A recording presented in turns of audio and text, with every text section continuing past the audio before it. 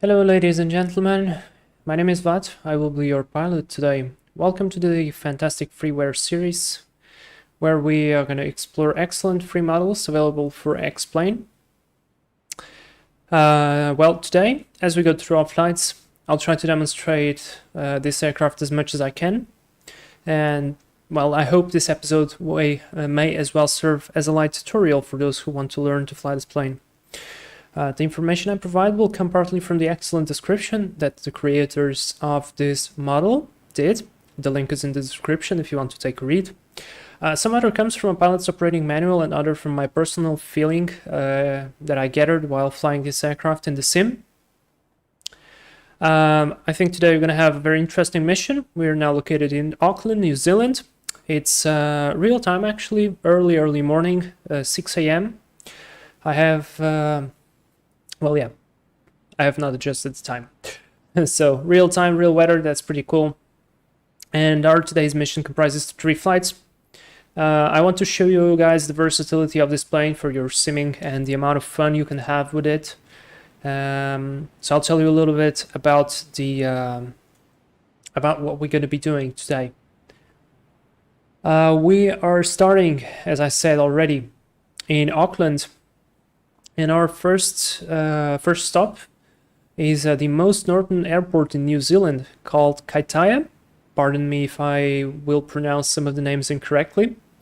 And to provide additional fun, let's assume to be a MedEvac aircraft, as you can already see. We are registration November 149 Mike Foxtrot. This is a Mercy Flight aircraft, a real-life livery, and it is operated in the United States.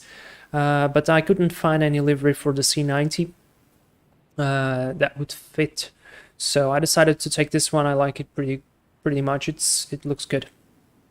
And so yeah, we are a MedEvac aircraft today. Our crew consists of 2 pilots. It's going to be me and you, the viewer, and we're going to have 2 doctors that will accompany us. On the first stop, we will be delivering urgent medicine in Kaitaia, and from there we will depart to Whangarei, where there is a beautiful approach, and I really want to try to do it visually. We're going to be picking up an injured passenger from there, and that's why we have the doctors on board. And finally, from there, we're going to be returning to Auckland. Both departure and arrival into Auckland will be done via SID and STAR. With the normal operations, so I'll try to show you guys this aircraft like this would be a normal airliner, where you would be loading your SID into the computer, and then the aircraft would be flying it. I want to show you both of the airliner look of this aircraft, as well as all the visual and hand flying fun that you can have it. And so yeah, on the other side, in Kaitaia and Whangarei, we'll do a simple visual approach to the runway, so that's cool. If so, get yourself a paper to take some notes during the flight, and I very much suggest you to try this aircraft. It is free, it is available on the forums. It's very good, as you will be watching, and it is way better as well than the default C90B provided with X-Plane 12. Anyways, let's start. We are in position 46. I really like the lighting. This is real time, so really cool. Let's get inside the aircraft. You can open and close the door from the outside, which is really cool. So if I press here, I can open it. Again, that's really cool. Now, I'm not running any visual mods for this to be a complete ambulance. I know there is a mod for X-Plane 11 to do this, but I am not so sure that it will work. So I just let it as it is.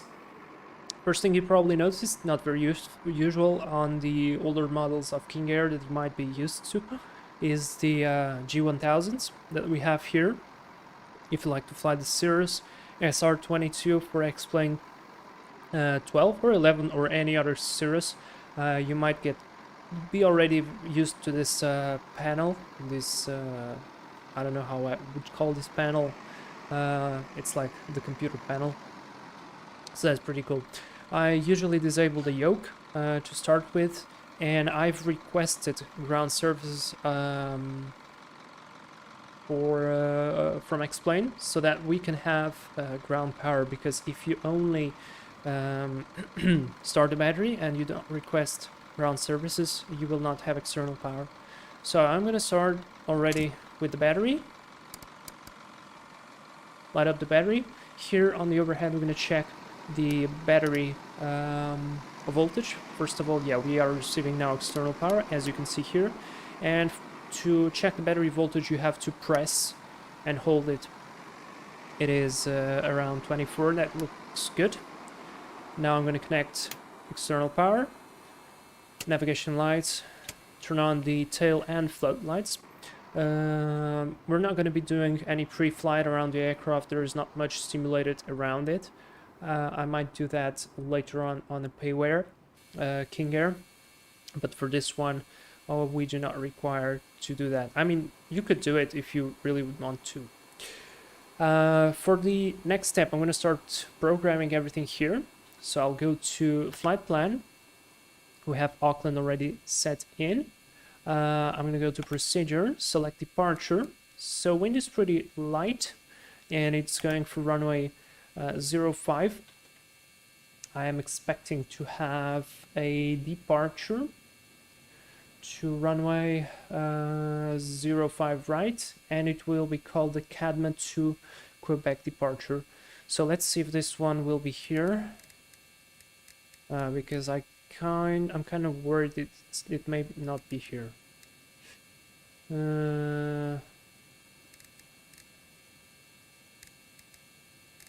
Yeah, it's not here, unfortunately. I don't know why. I'm using the charts from the New Zealand AIP, but for some reason it's not there, which is kind of annoying, though. Cadman to Quebec. Oh, there you go. I'm blind, sorry. All right, so we hit enter. You can I mean, this is a normal G1000, so but still really cool to see on this big screen.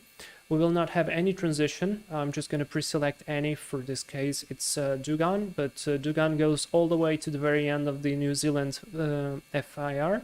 We're not going to be flying that far, so I'm going to just hit enter, and then I'm going to delete the points. I'm going to load that, and now I'll go to the very end. Click here on FMS, scroll down. I want to delete this point, so we're going to hit clear, remove enter. And now scroll all the way down again. Oops, sorry. To insert our destination. Cooler, hello, welcome to the stream. How are you? We'll be going out soon, so I'll check out the takeoff and such. Love the King Air. Oh yeah, this is fantastic. I like, really, this is very, very good freeware stuff. So I very much suggest it. Right, and now cool thing, we have the keyboard here. So for Kaitaia, it's November Zulu Kilo Tango. Kaitaia, there we go. We're gonna select enter. There is, as you can see here, there are 2 runways, but only one of only one of those is active. So you need to pay attention to that. But we're gonna take a look at the charts later on. I'm gonna press enter to accept, and that's basically our flight plan. And now I have this on the swim brief. I should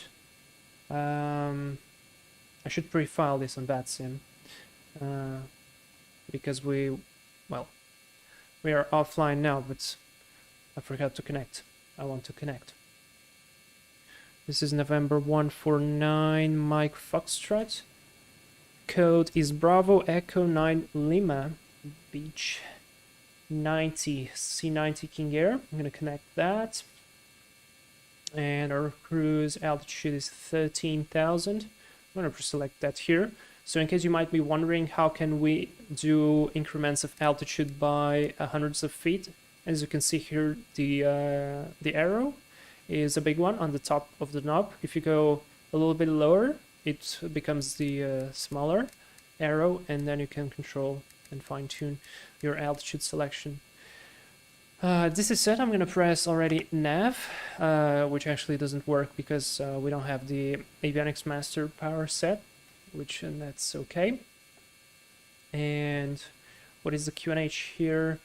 QNH 1015, let's set that already. Now, in case you are wondering, we have here in inches of mercury. To change that to hectopascals, we go to PFD, altitude unit, hectopascals, and now we're back in business. I will as well very much suggest to select option 1 for the wind. So this way you can see what is the wind at where you are flying, basically. And I just want to declutter this map a little bit. There we go. Perfect. Alright, so pretty much all done. I'm going to do a very quick briefing today. So we are in position 46. We'll just taxi through Bravo 4 Alpha all the way down to the very end of runway. 05 right. We're not going to be backtracking. We'll go straight from Alpha 10. No flaps takeoff. Normal power. Initial climb is going to be straight into charter cruise altitude. And we depart via Cadma to Quebec departure. We have a minimum flying gradient until 5,000 feet. We're going to comply with that. And our departure is basically a track 051 to MRAC. Then we turn left, track 299 to Xelan, maximum to 50 knots until turn complete, and then cross Xelan at or above 5,000. Turn left, track 297 to Cadman. The weather looks to be good. We have no significant weather across our flight, which is really cool. No clouds actually, so we can really appreciate the outside views of New Zealand, and that's cool. Now, one thing this aircraft has as well, it has its own weight and balance plugin, which is really cool. You basically just hold your pointer over the tanks and you scroll to refuel the aircraft. For our case, I'm gonna depart with basically full wing tanks, but full nacelle tanks. Now here on the weight, I don't weight that much. I weight around 150 pounds. I don't know how much do you weight, but I'm gonna assume you weight about as much as me. Then we're gonna have 2 doctors, so I'm gonna assume we have a bed on the right side of the aircraft, so I'm gonna remove any weight here on the right side of the aircraft. I'm gonna remove as well this passenger here. And we have here the aft baggage. Let's say we deliver around maybe like 100 kilos of something. And then we remove this baggage here. And 2 doctors, about this weight, look to be good. That's gonna be our weight and balance. And it's time to close the doors. Now I have a checklist here on my iPad for this the King Air C90B. It is from the Explain forums, but I don't think it's done like perfectly, but we're going to try to go through it. I'm going to skip the initial and the pre-flight checklist.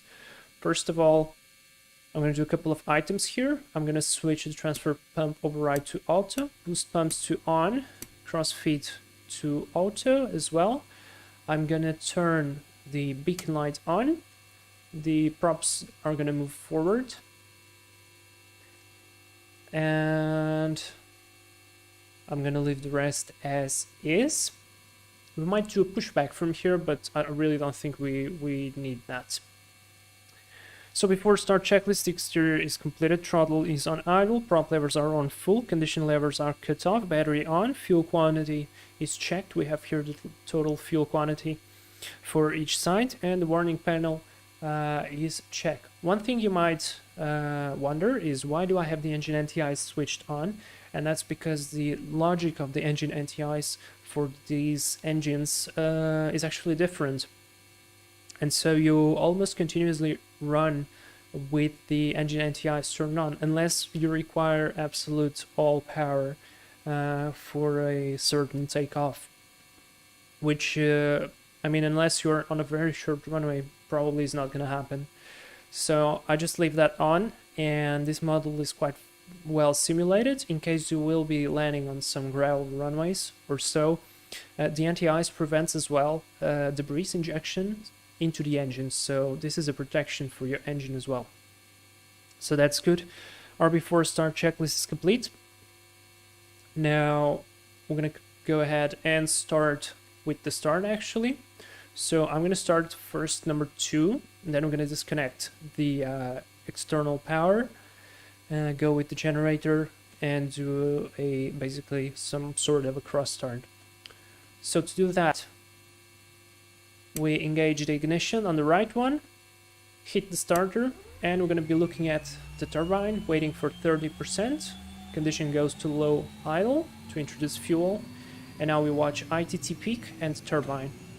At 50% turbine RPM, we disengage the starter, peak ITT stabilized, and as the prop goes into the green zone, we connect generator number 2, we hold that for about a second and leave that on.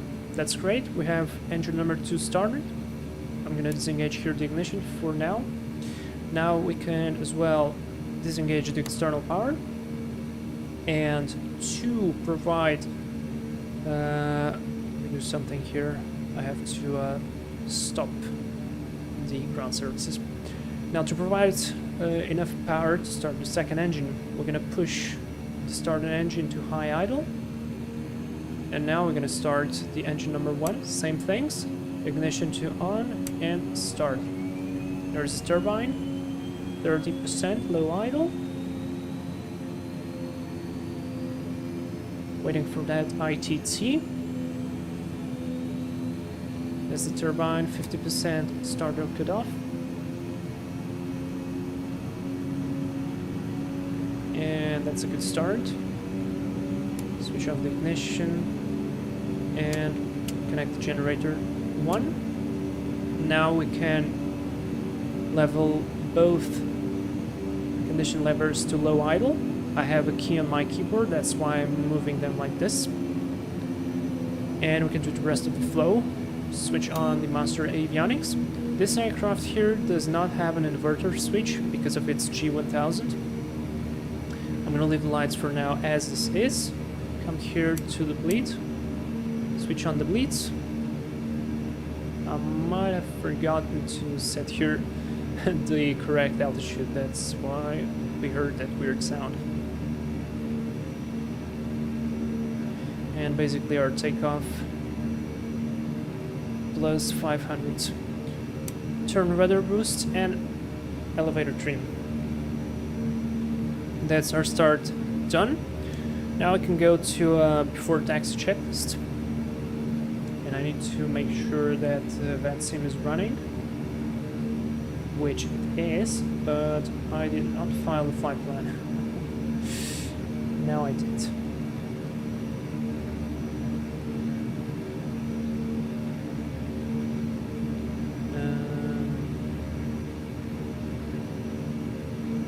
Alright, let me see if I hit nav now. There we go, flight directors are activated.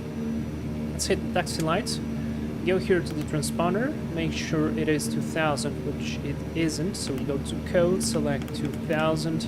We're gonna turn it on already into alt mode. And we can close here the flight plan page. Zoom in a little bit. And let's see if there's anybody here.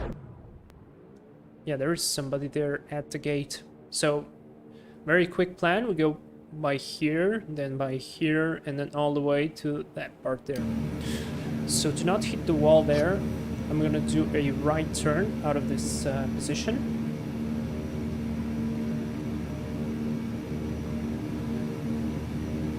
And I'm gonna hold carefully on the brakes.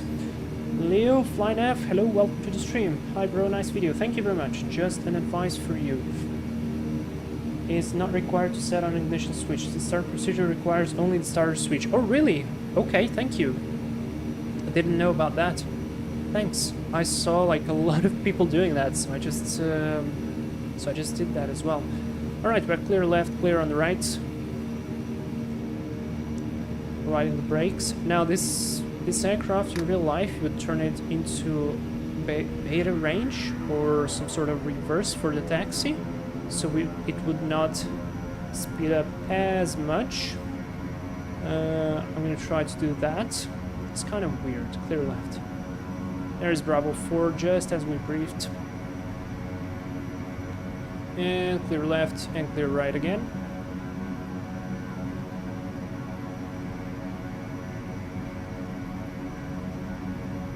Now one thing I noticed, I don't have Unicom set, so let's set Unicom 1228. Switch comms, and that's good. And by the way, thank you, Leo F. Ignition switch is necessary to avoid a flame out situation by ice or rain condition. How it works correctly. Okay, thank you. Away we go. Now, probably here we would do a couple of checks, like governor checks, auto feather checks. I don't know how to do them. Sorry, I have so much stuff to do that even though I would love to learn all of these quirks, I don't have the time for it. Priority on ATPL exams. So I'm gonna skip that part. I'm just gonna arm the auto feather. Set the flaps. Actually, no, we're gonna depart flapless. Runway's long enough, and I think it's basically standard to go without flaps on the King Air, or at least you can do that. Thank you very much, man. Thank you.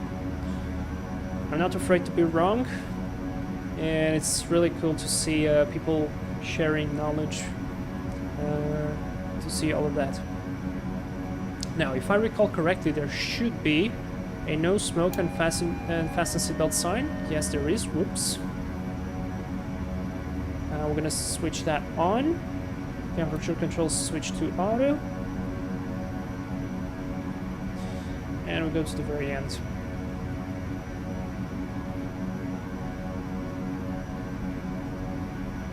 Yeah, so what did I do here? Select the props, the beta range, and go a little bit into reverse. And I'm very sorry, this is quite sensitive while looking around.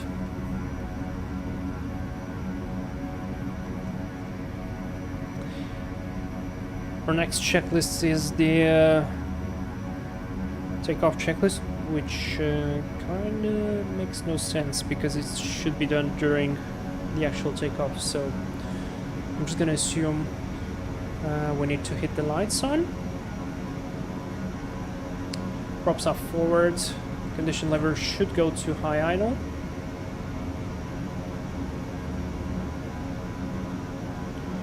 And that's basically it.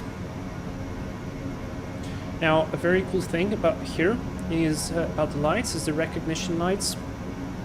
They should be switched off, at least as I've read.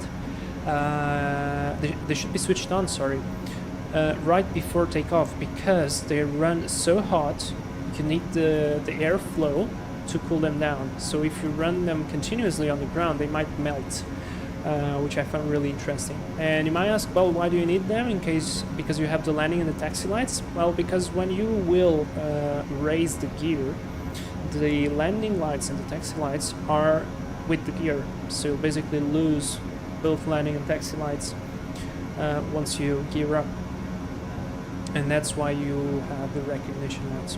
Really cool stuff. Found all of that in the description for this aircraft mod. The link is as well in the description of the stream. Go ahead, take a look. Really cool stuff. And this is such a fun aircraft. I mean, once you start to enjoy these turboprops, you kind of forget a little bit all the airlines.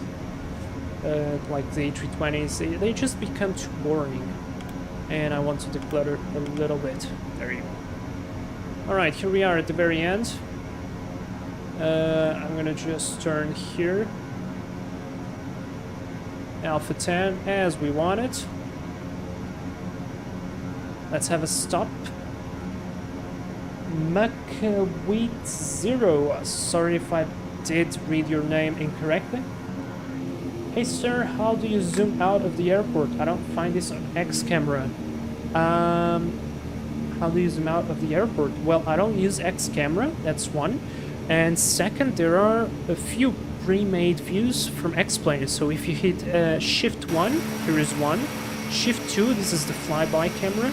Shift 3 is the runway camera, so you can zoom here and adjust a little bit, but I think it will always follow the aircraft. Then it's Shift 4, the normal view. Shift 5 is the tower view. You can zoom in, but you cannot... Oh, you can actually adjust. Alright, but it should follow the aircraft.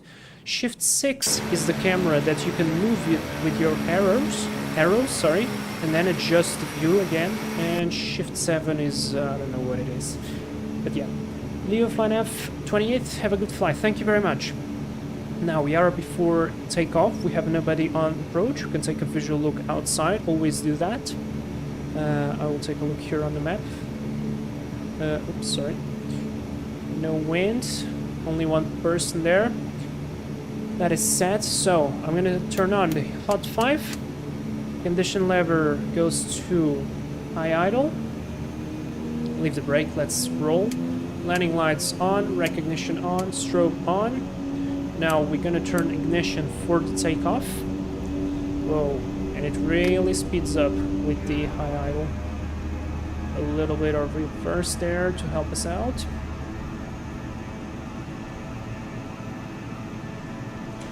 And Auckland traffic, November 149, Mike Foxtrot, departing runway 04 right to the north. And why did I stop? I think I pressed the brakes by mistake, I'm sorry. Alright, let's line up, guys. And very important thing here, at least these are tips from real world King Air pilots. Don't over torque and don't go over the ITT limit on takeoff. To help this out, what you do first is you add about 50% on your throttles and you watch for the prop RPM to go to the very top. And now that it went to the very top, you start adding power and you see the torque. And now you add, I usually like to add about 1,400 of torque, because it will keep climbing. Airspeed's alive, as you can see, very fast, and we rotate at around 90 knots, so we can start to slowly push the nose up, and we are airborne. Positive rate, gear up. Fantastic aircraft. And that's how easy it is. It is very stable as well, an absolute pleasure to hand fly. There goes the A320. And we can basically now accelerate. So our GPS there is a little bit off. I'm going to switch off the lights. Watch for the torque. You see there I set about 1,400. And there it was increasing. That's correct. Our track position.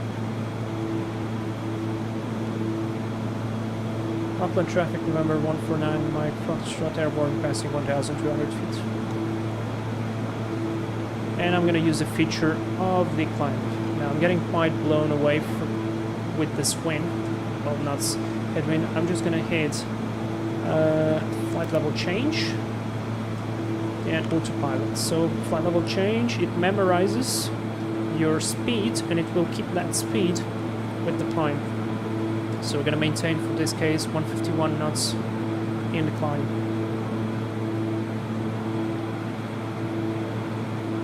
I'm going to click here on heading, so we can sync the heading. That's one thing I forgot to do on the lineup. And away we go. Now we're basically flying an airliner. And beautiful views of... Whoops. Of Auckland in the morning. This is Shift 2, by the way. This is the flyby camera. Excellent sound.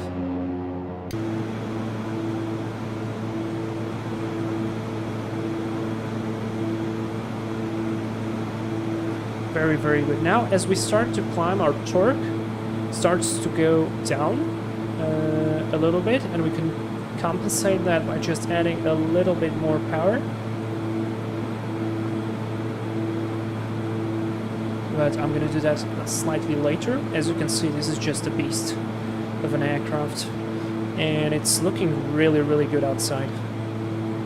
For those wondering what add-ons do I have for the scenery, this is Ortho for XP, zoom level 15 with beam source. for the whole New Zealand. Seem having X Oceania, I think, and I have all the packs for New Zealand, all the airports, which are provided from a guy from the forums, and he basically did all the airports for New Zealand, which is really good. Everything looking good so far, which is great. Now, one thing I forgot to check for myself was what is the transition altitude here in Auckland.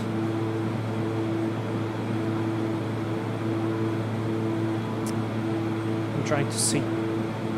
So we have a turn coming up on MRAC. By the way, our only constraint was Xalan, where we have to be at 5,000 or above. As you can see, we're already climbing through 6,500 feet, so absolute fantastic performance. And now I will add a little bit more torque. Just move the throttle forward. There you go. And we'll continue to climb.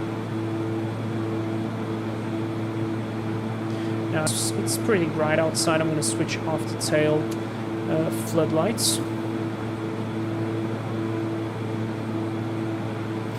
And we're going to set our cruise altitude here, which is 13,000, like this.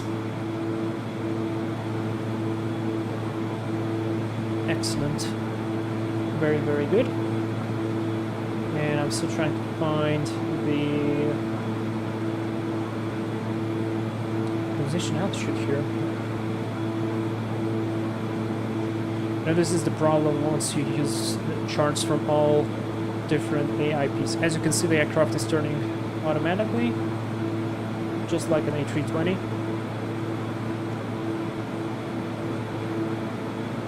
Which is very, very cool. Now, you may ask me, like, well, what if we want to accelerate now? Where is the altitude, or actually, where is the airspeed selection? Well, for that, we're going to do by a different way. We're going to select vertical speed, and we can decrease the vertical speed a little bit by pressing. It's going to decrease or increase the vertical speed in increments of 200 feet. And because we will decrease our rate of climb, the aircraft will start to accelerate. Pay attention to your torque, because once you fly faster, your props speed faster as well, and you might over-torque the aircraft if you do not pay too much attention. And there is the speed increasing slowly. Let's say we want to stay at 160 knots, so we just press flight level change again, memorizes the 160, and away we go. By the way, that's 10,000, and a very large freeze on my sim. It's probably loading up something, so I'm going to switch off the recognition lights.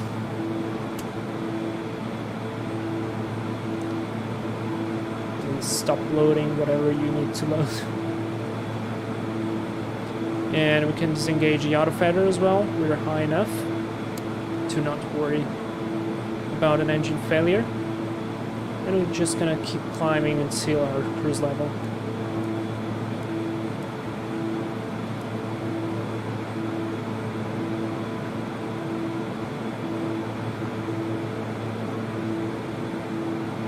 Add a little bit more torque. Whoops, you see there? I didn't pay attention. I was already on the ITT limit. And I broke I passed, I went into the red zone. So you have to pay quite a lot of attention to the engine parameters, which is actually interesting.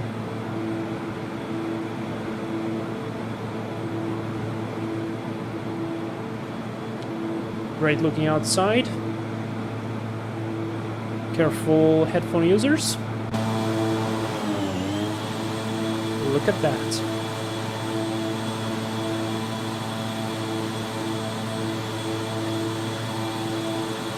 I was actually very worried that we would have missed the good weather here in New Zealand, because the south of the country is pretty blank. It's all rainy and convective. At least it looked like. So, looking very good. And I like the livery as well. I think it looks sick. Alright, we are 1,000 to go. So I'm gonna help out the aircraft. I'm gonna go into vertical speed, decrease here the vertical speed to 800. So this way it will start to accelerate a little bit more. And I'm still trying to find the transition altitude for New Zealand. I'm gonna go ahead and just open like an ILS chart, and I'm sure there will be indicated there.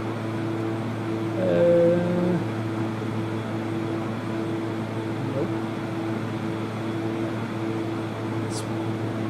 Are you kidding? It's probably like the same altitude for the whole country.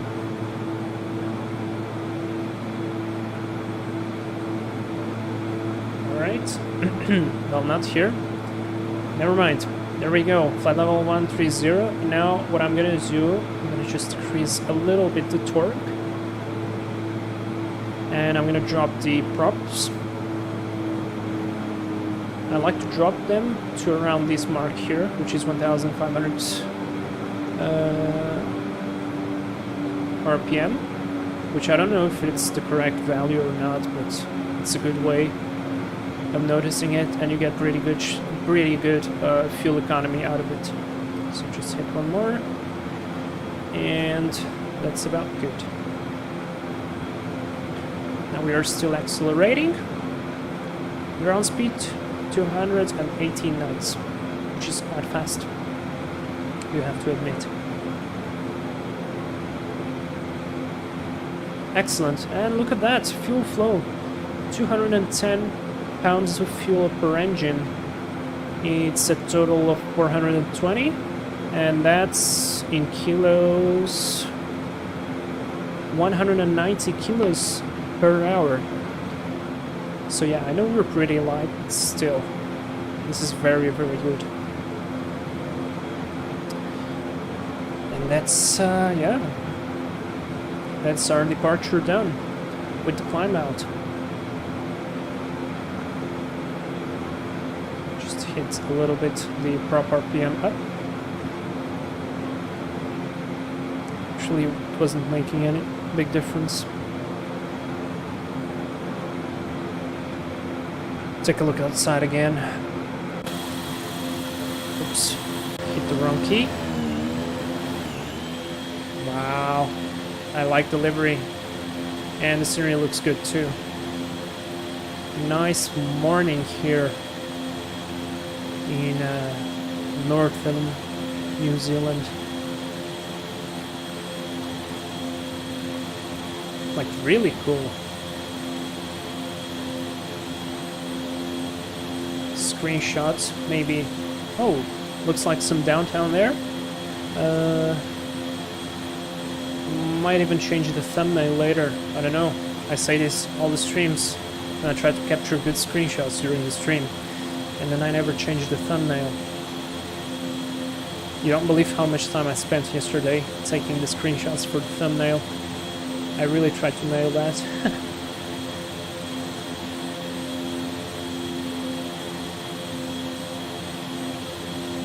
Looking good, this King Air C90B Blackhawk modification.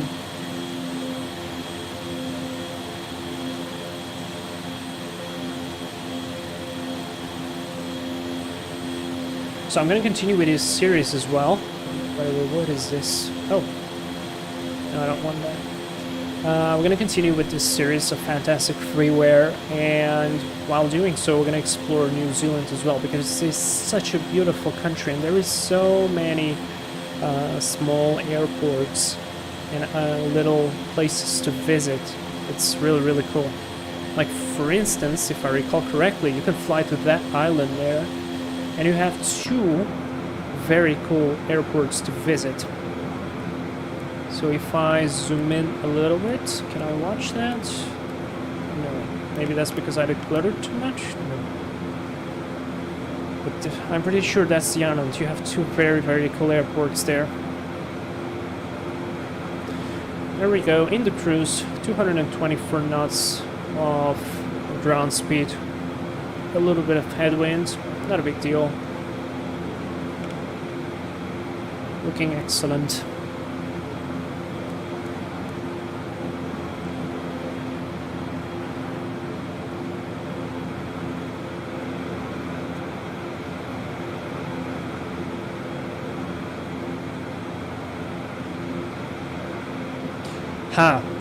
I forgot one thing, guys. So take a look at this. So this aircraft, if you go into icing,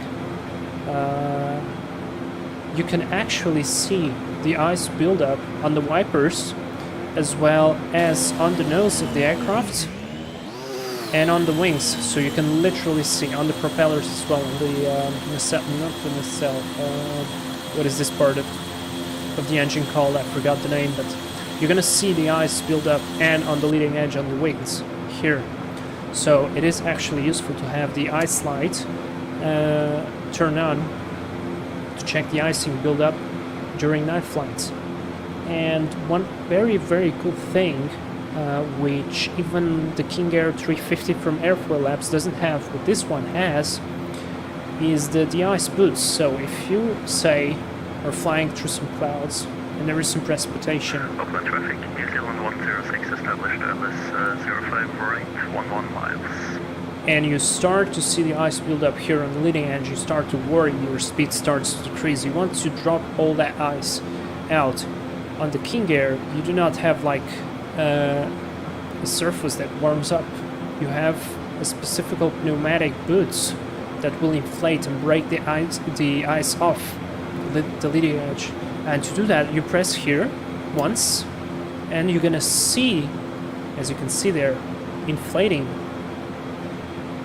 and then deflating. This is really, really cool, and it breaks the ice off, and that's really, really cool. I'm gonna try to do it once again, but on this side, maybe you can see it better. There you go. Inflate it. You can see it inflating, and there it deflates. With the ice, it is fantastic. We're not gonna catch any icing today, but I'm 100% sure that we will be doing another flight with this aircraft, maybe in Canada or some other place where there will be icing, and I will be able to show you guys this fantastic feature.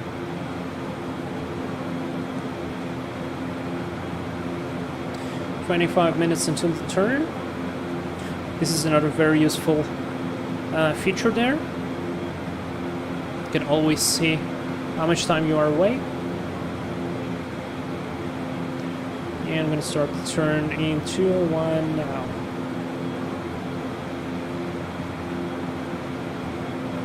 Now it will recalculate the time for the next fix, which is 27 minutes. Just going to adjust that, and we're going to probably get there slightly earlier because we're going to take the descent at a higher speed, and that will shorten the time for our first destination. Speaking of first destination, I might need to start opening some charts for it, right? I mean, at least I think so. And I could take a look at the stars as well. There's 05 right. Final runway 05 right. Somebody flying the A320 or any other aircraft. But today we are flying on a different aircraft, which is a little bit more interesting, I think. Not necessarily better than others, but it's different and it's cool. Alright, so we're gonna use the RNAV star for runway 05 right later on for the ILS 23. Sounds about right.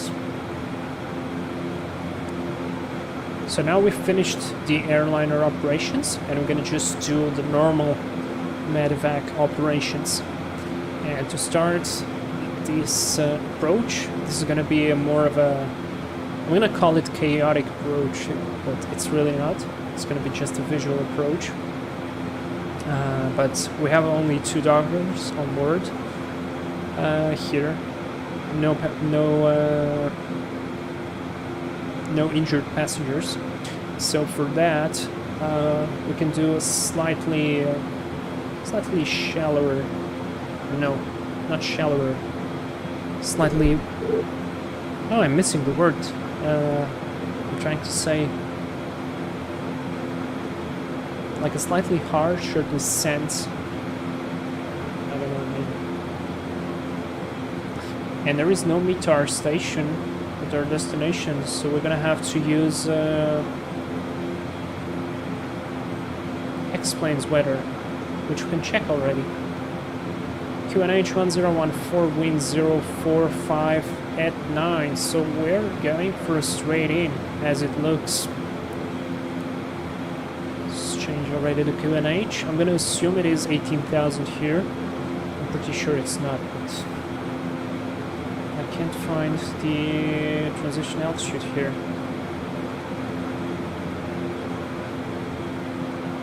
On the charts, and I really don't want to go page by page for all the AIP documents.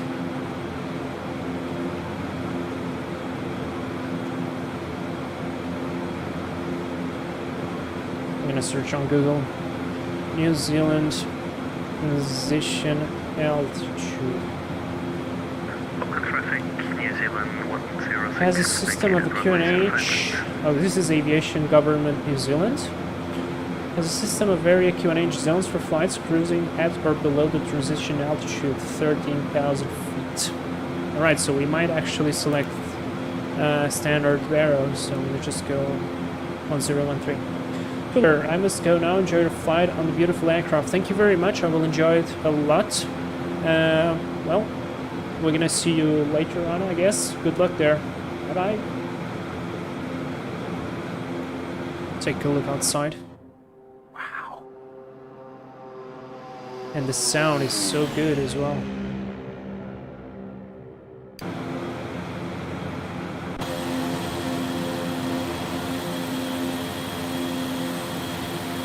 Very, very cool.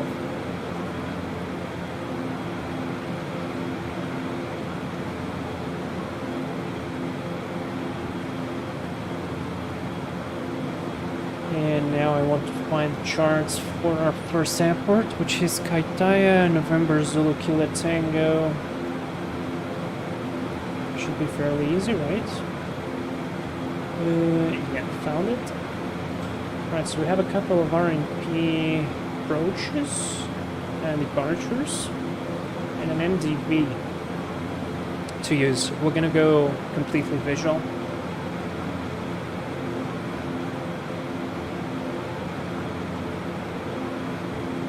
And do we have an airport chart? Yes, we have.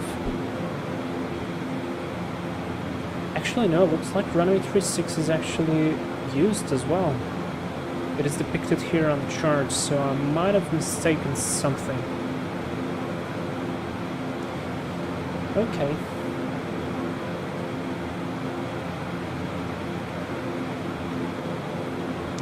Very cool. So what was the wind again? I forgot.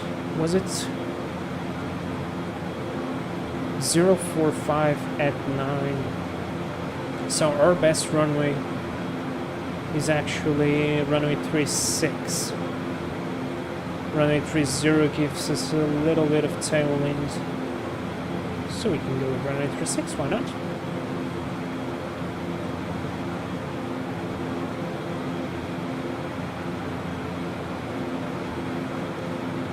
It's a gravel runway. Looks to be good. What's the circuit altitude here?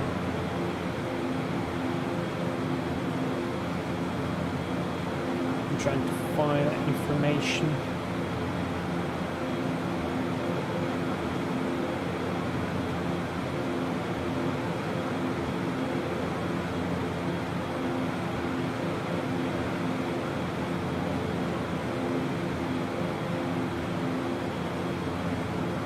Ah, okay, runway 1836 restricted to local traffic only at not above 2,500 kilos. Maximum takeoff weight. Okay. So, do we consider ourselves as local traffic? I don't think so.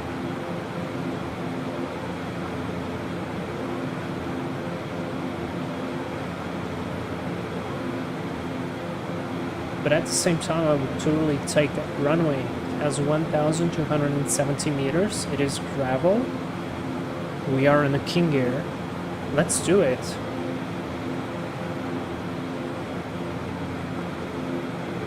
And yeah, I might... This was stupid on my part. I can show you this, guys. Look. There you go. So... This is the Kaitaia airport. 2 runways, asphalt one, 1,682. Wind is coming basically from this side here. So we either take runway 36 or runway 12. Yeah. So we can take one of these runways. We have the gravel one, which looks interesting. And we have the normal asphalt one. And here is the note that says runway 1836 restricted to local traffic only. So yeah, let's comply maybe. Let's do the visual turn. Let's go for runway 12. And you're gonna see how quick we're gonna stop here with the reversers, sorry. The elevation is 270. I need to take a note of that. That's important information for us. And that means our, let's call it circuit altitude, is going to be 1,300 feet. So we're going to descend to that altitude and then do the rest. Okay. Seems about good.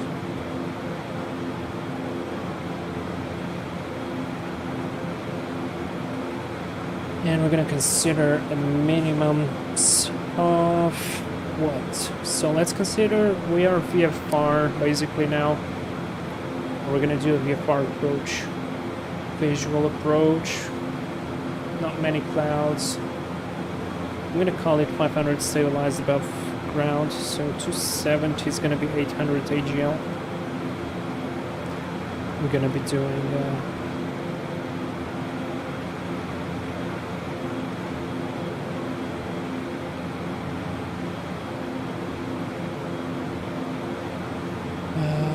we are going to be doing the approach.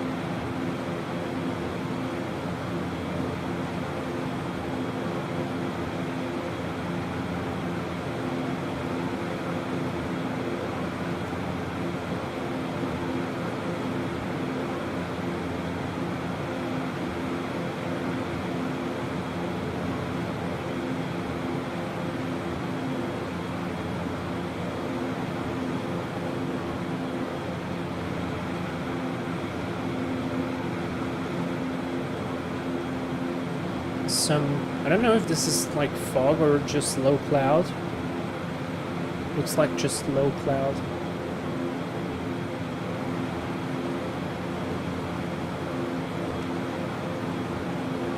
Halfway in. 15 minutes to go. And by the way, this here is where we're gonna stop next, Whangarei. So So, can we even see it from here?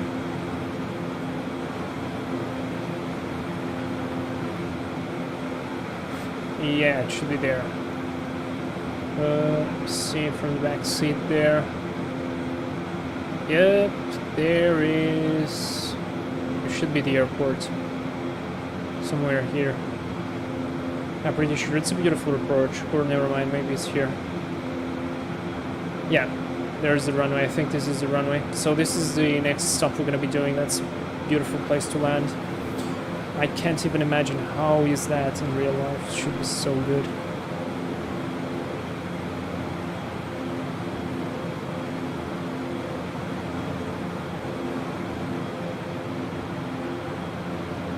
You can watch the sea from both sides actually. That's cool. Stretchy place of land. Two doctors sitting here on the left side enjoying the views as well.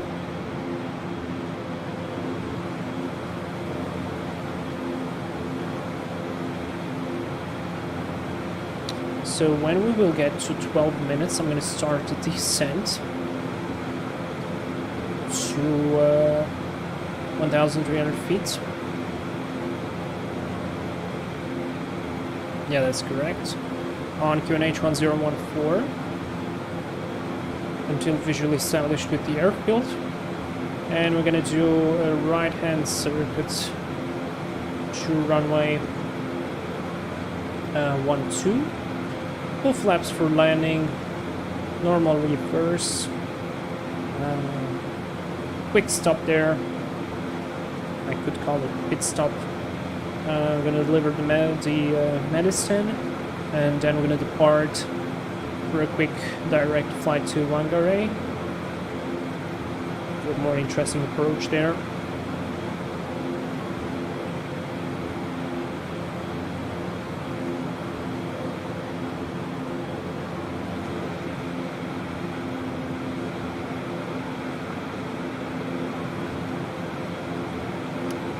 Yeah, the lights do work as well. All of these lights work.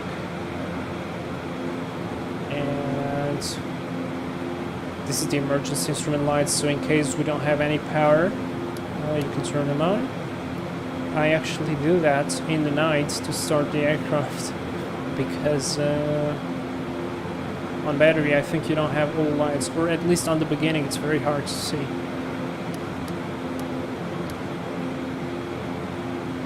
Generators are providing good power.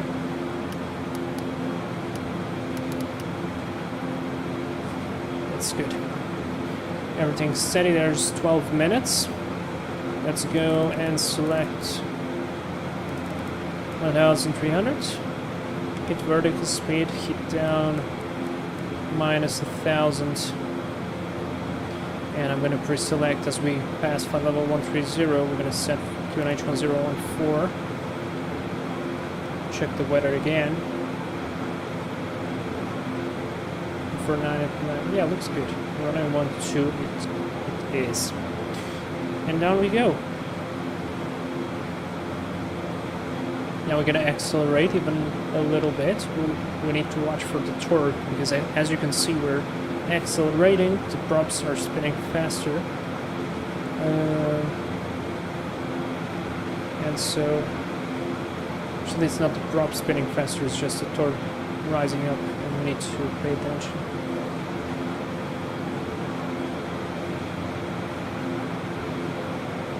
I think we need to add 1,200.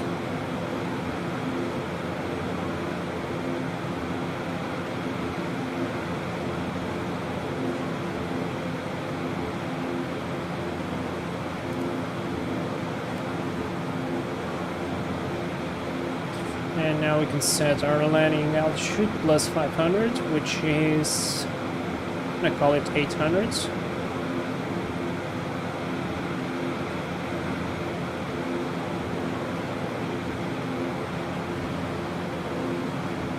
I'm gonna take out a little bit of torque so we don't have to accelerate more than that. Some nice mountains there. Let's take an outside look. Careful, headphone users.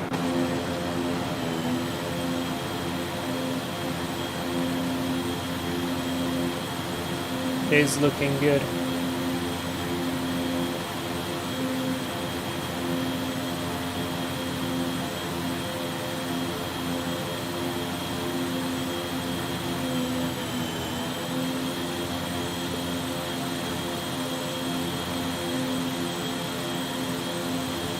Oops. Yeah, looking very good.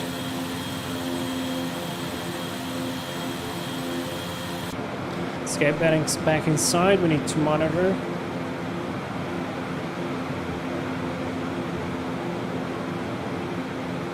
Approaching 10,000. Speed is still increasing. We'll decrease a little bit more the torque. Not going to touch the propellers.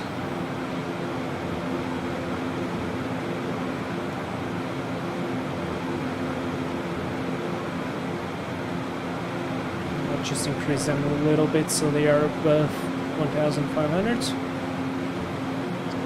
There is 10,000 feet. I'm gonna engage recognition lights. Not gonna use the tail and flood, sorry. Auto fender comes to on.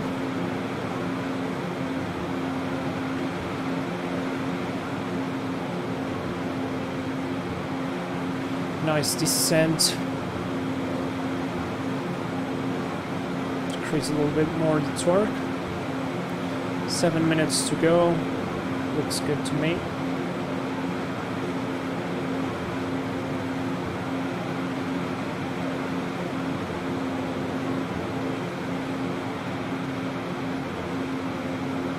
No. Actually, I was thinking about the oxygen masks.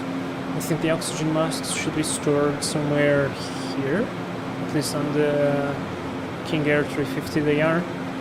Doesn't look to be modeled on this one, but I mean, doesn't matter that much.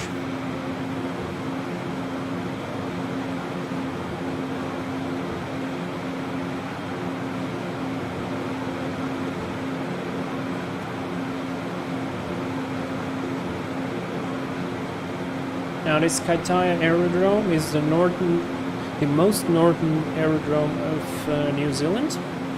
Very interesting one as well. It's located on the top of a little hill. And yeah, that looks cool.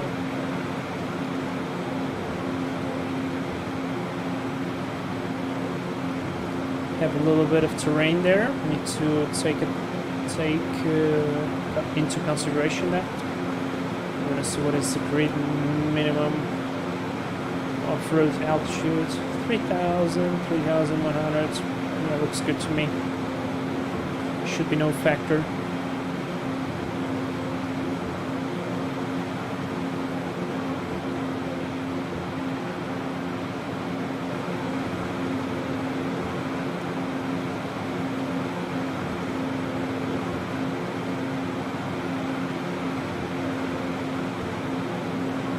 Increasing a little bit more the torque. It's quite hunting there, the vertical speed. I'm not sure if it's because the wind is changing so much.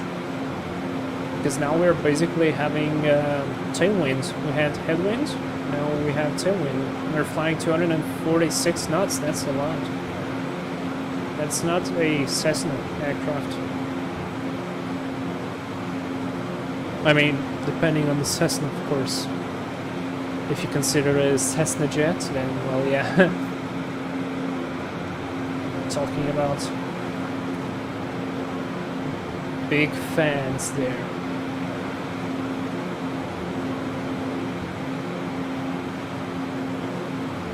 So just for safety to overfly this mountain there, I want to set 3,100 feet on the altitude, and once we clear the terrain, we're going to continue the descent, just in case we get distracted by something else. We're gonna make sure that we don't go into that terrain if something happens. Plenty fuel, looks good.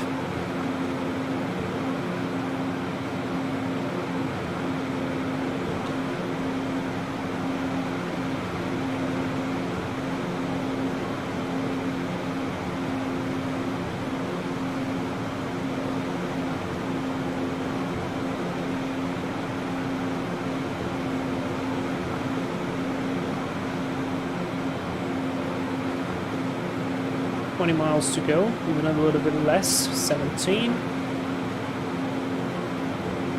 You can see your distance to the next point here. 4 minutes. It's more than good.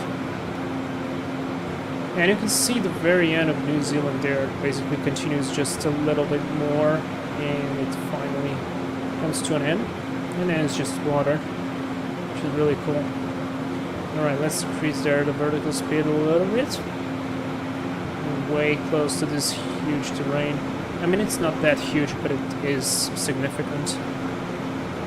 So we can really quickly lose altitude on the King Air. So I prefer to stay slightly higher.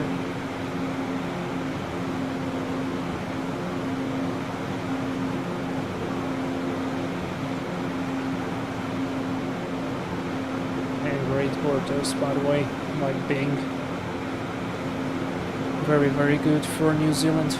Actually, the whole New Zealand works pretty good. I mean, apart from like these little clouds here and there, which you basically don't see, it's practically flawless, which is rare. Google was good. No, actually, Google was the worst. Art was okay. Bing is the best for New Zealand. Just make the whole New Zealand in Bing for the photos. And there we have some turbulence from the terrain. There we go, see 1,000 to level off. Now we cross the terrain. I'm gonna decrease the altitude. Let's do 1,500 above terrain, so 300, it's gonna be 1,800. Now we should see the airport pretty soon already.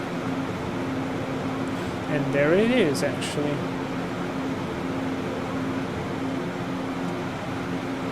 So my suggestion is the next one. I'm gonna switch on the landing and taxi lights already. I know this is not probably the correct action, but I'm gonna be busy with my hands. It's not gonna be very useful to switch the landing lights and the taxi lights on at the very end. Leave everything as is. I'm gonna disconnect the autopilot, disconnect the flight directors, and fly the aircraft. A very good thing to have on this one is the roll trim, because if I understand correctly, both engines are spinning to the same side, and that creates a momentum which rolls a little bit the aircraft, so it helps to have a little bit of roll trim. And we can see pretty well our runway. I'm gonna go slightly here to the left. Continue descending. I'm gonna start dropping that torque, so we can start to decrease our speed because we're flying very fast. And we are already very close to the airport. That's runway 36 for you. We could do a straight in from here, but we're gonna follow the instructions and go for runway 12 because we're not considered local traffic as far as I think. I'm gonna go full idle here.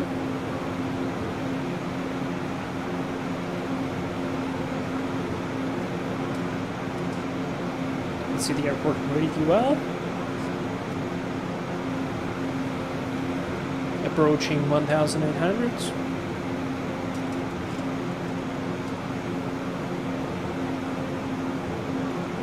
I'm pretty sure I can start to go lower to 1,000, maybe, yeah, 1,300. And trim the aircraft a little bit. Let me pre-select here the altitude. And if we need to go around, we're going to go around to the circuit altitude. I'm going to call it 1,300 feet. There's the runway. You can see it very well. Very interesting airport as well. I'm trying to bleed off the speed here by maintaining. Now, why we are losing speed so slowly, you may ask me. That's because we still have the props RPM lowered a bit, so they are coursed. And that means we get less resistance, because if I move the props forward, which I will demonstrate now, I'm going to move them forward all the way, you see the speed started to decrease a lot quicker. So let's get that 1300. I want to take a look outside. Yeah, we can't see it very well now. That's okay. I'm gonna get approach flaps. Start to add a little bit of power. I don't want to float the aircraft too much. Let's try and maintain close to 140 knots. Looks like good speed there. Zoom in a little bit here on the range. 3 miles out. Let's start to turn. Don't lose the altitude, don't lose too much speed. In the turn.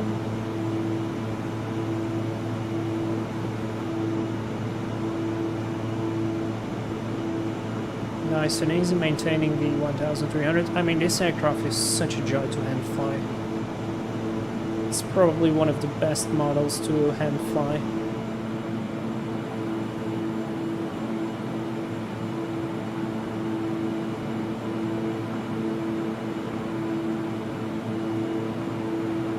So don't speed up too much.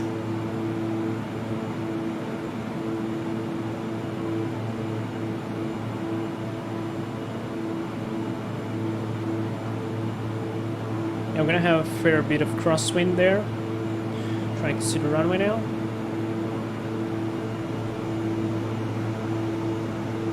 There it is. A little bit to the left. I'm gonna zoom in so you guys can see it. Oh, it's not the runway. Rip. Oh, we lost the runway. That's nice. No, where's the runway? Should be on our left, slightly.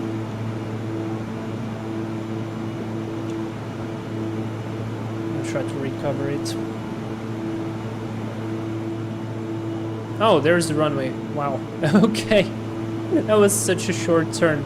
Let's do it again, guys. This happens. Let's turn. Wow. I wasn't expecting to be that close. Jesus me. Okay. Let's maintain 30 degrees turn there. Power is good, speed is good. Don't lose that altitude.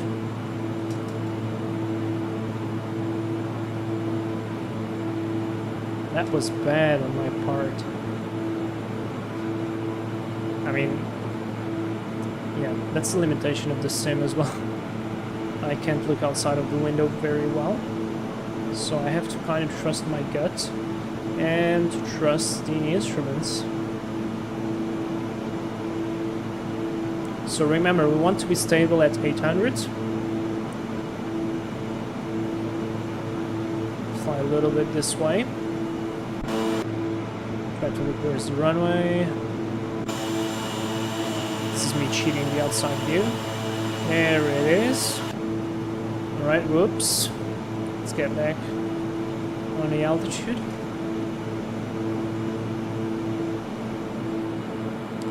Let's start the turn. Keep that descent rate.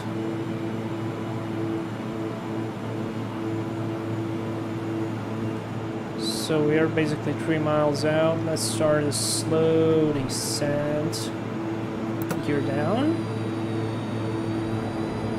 Props are forward. Shallow descent, please. I will wait with the flaps until we see the runway. 1000. That's checked. Oh, I can see the runway, I think.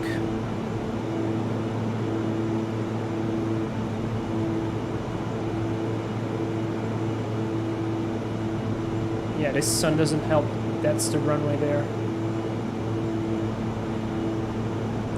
Look to be committed. Trim the aircraft nicely. Alright, 1 white, 2 whites, 2 reds. Excellent. Full flaps. Gear is down 3 green. We are clear to land. And now we're gonna try to go to... Oh, we aren't stable.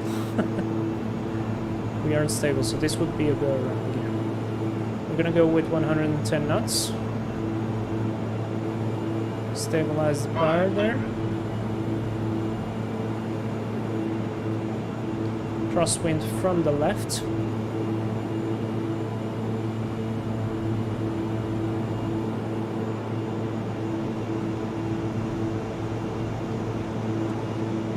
Maintain ourselves a little bit to the left, slightly below on purpose. 50. 10.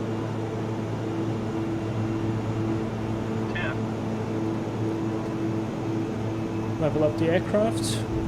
And a nice touchdown. Fly reverses. This is the only part I don't know if it behaves this way, but we stop real quick and it goes into the red line of the prop speed.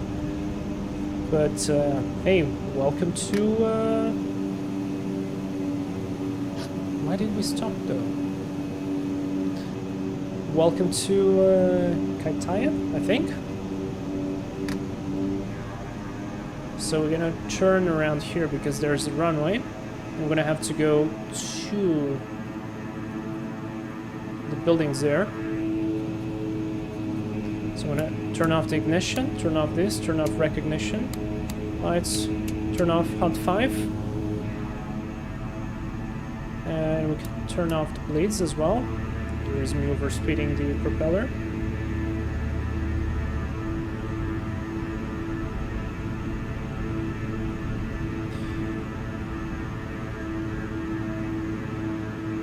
That was a good landing at least. It's a little bit lost there. There's the apron, switch off landing lights, strobe lights coming off as well. Our door is to the left, so we turn here to the left.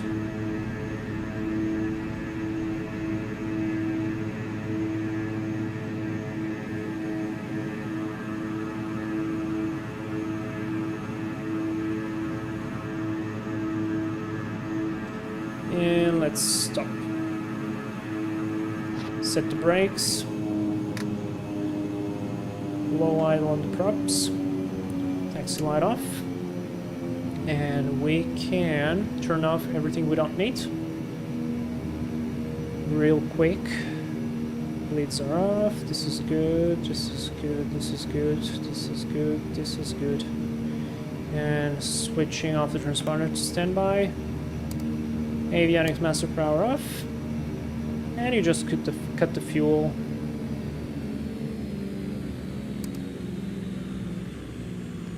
Switch off the beacon, waiting for the turbine to go below 20%, and we feather the engines.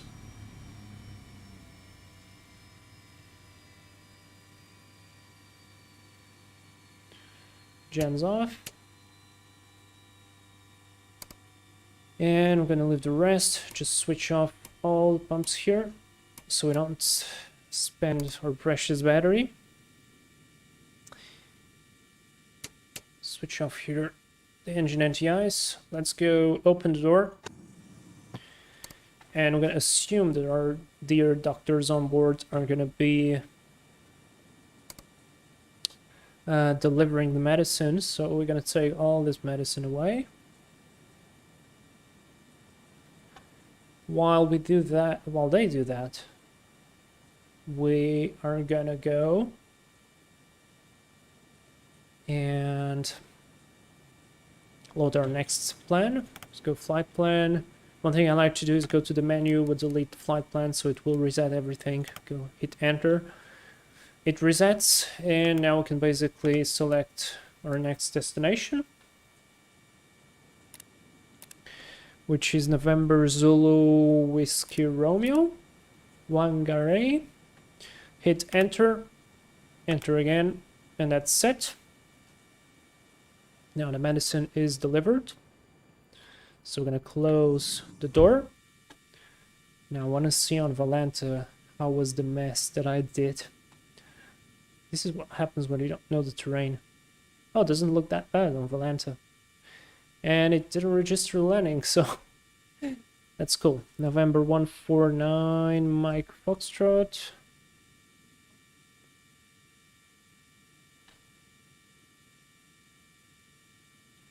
To Whangarei, I need to restart the overlay, just in case. overlay is restarted. So this is going to be a shorter flight. We're going to climb to just 10,000 feet. I don't see the point in climbing much higher than that. And our departure is going to be basically straight in and then onto the GPS course. So yeah, that's basically our departure. We're going to do a flaps takeoff on this time. Slightly shorter runway. Reset the trim. Trim is off actually, so it doesn't move now. And let's go start the engines. So check the battery. Battery is good. So we're gonna go ahead, move all this forward, switch the beacon light on. Hit the fuel pumps on. Beacon light is on. Let's go. Starter tube. 30%, low idle.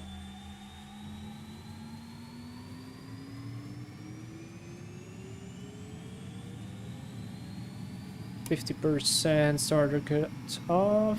IDT roll back. We have a good start. Engine 2 is good. Let's wait for it to stabilize a little bit more before we move it to the high idle position. Rip. High idle, starting left one. 30% and one. Low idle.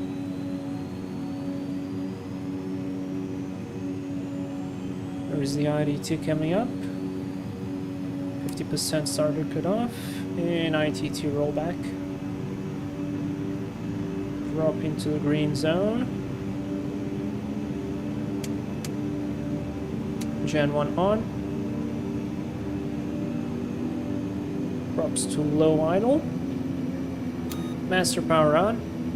Oh, I forgot to switch on the anti-ice. Rip. Taxi light on. Bleeds can come on. Boost and rudder trim. Let's do a 0 degrees trim. So need to reset the gen ties. There we go. Got to retract the flaps. Let's leave the flaps on approach now. It's gonna flash every time because it's charging the battery, and for some reason it wants to always tell us that he is charging the battery. Check flight plan. I'm gonna check if it will activate. Let's go, guys. Brakes released. Taxi lights on. Bye bye.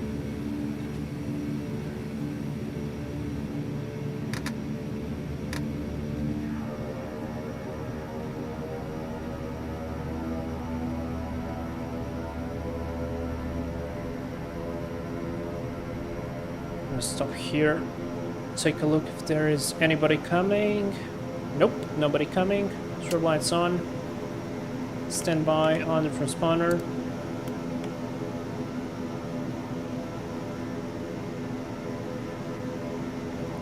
Auto feather armed. And I'll turn on the ignition as well now. Go to the right here.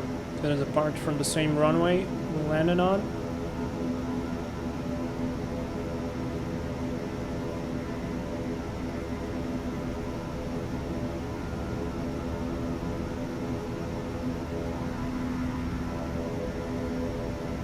Maintaining there the prop in the beta range.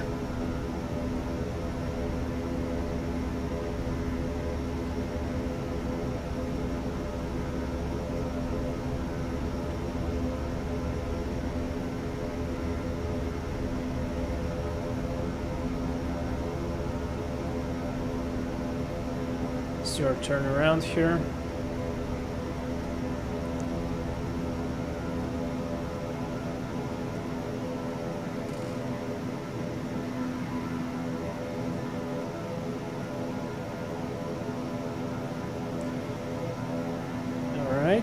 Stop. out of beta range. Props to full forward, landing lights on, strobes are good. Hit on the hot 5. Rest looks good, this looks good. Yes, I know you are battery charging. Leave this flat plan, let's go guys, enjoy. So we hit about 50%, we wait for the prop to spin up. It's stabilized, and now we start adding the power. Leave the brakes. About 1400. There we go, airspeed is alive.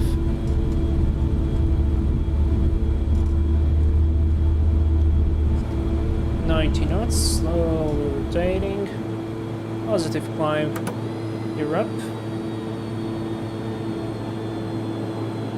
We lower the nose gently.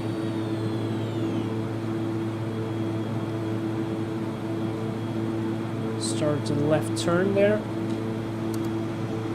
Flaps up. Torque is good.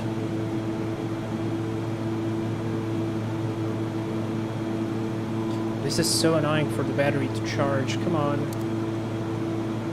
I know you're charging. Let's go and capture the GPS course.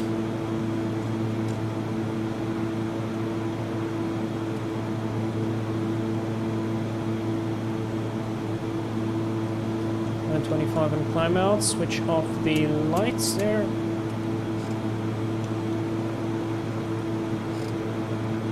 Let's do level change autopilot. And set cruise altitude is going to be 10,000, so I'm going to just leave it as is.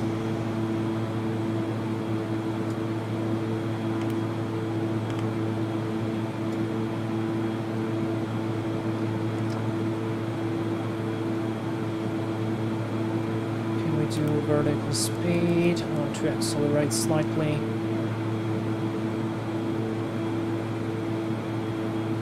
Have selected, sync the heading.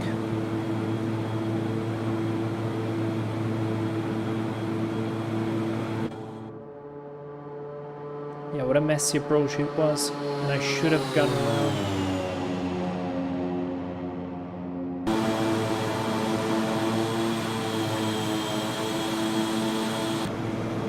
Alright, 162, that's too much. Let's increase the vertical speed now.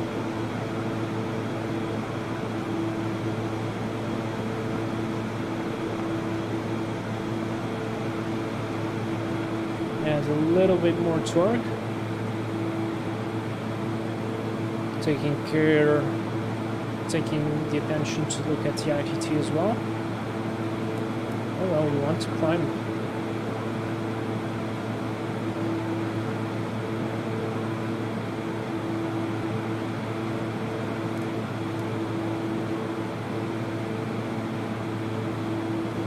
So, Whangarei, I'm going to try to take a look at the charts in the meanwhile.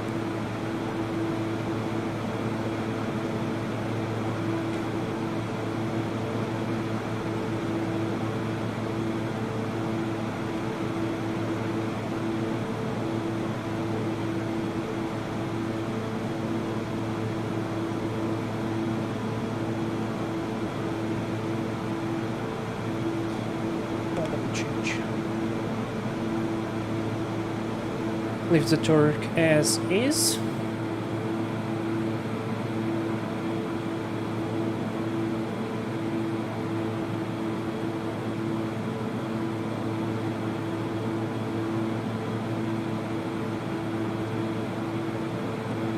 Found Whangarei. Let's see operational data at aerodrome. We have an RMP. So I'm going to do the next. I'm going to load an RNP, so we're going to have an extra clue where to look at. And I just want to check the winds here. Wind is 037 and 6, so we're going to be coming from this side, I guess. And my guess is correct, because that's runway 06. Going through 7,000 in the meanwhile.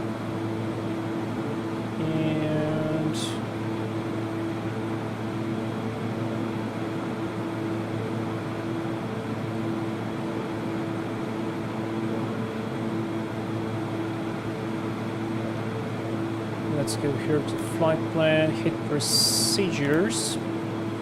We're gonna select approach, hit enter, hit, wait, clear. Ah, it didn't accept. Wait, clear, let's go back. Right, so this is why you need to clear twice the flight plan for some reason. So I'm gonna go to heading, I'm gonna go menu. Delete flight plan. Procedure, let's try select approach. There we go. Arno 6, enter. Go from Omana. Hit enter. Minimums. We're gonna go visual, so minimum's gonna be 500 again. And that was 1,000 to go. We're gonna go with 650.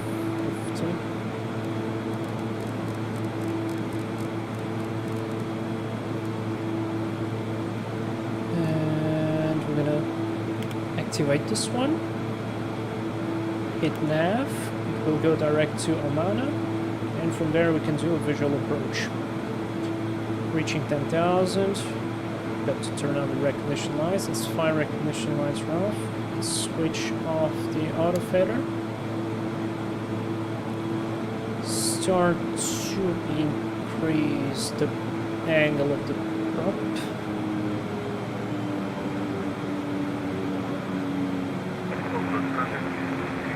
To 1,500. Looks to be good. Careful with the torque there. And there we go. Excellent.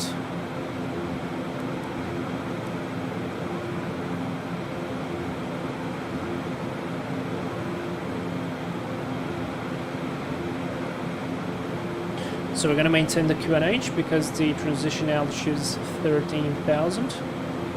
QNH at Whangarei is 1016. I might already change that even. Good on the fuel flow.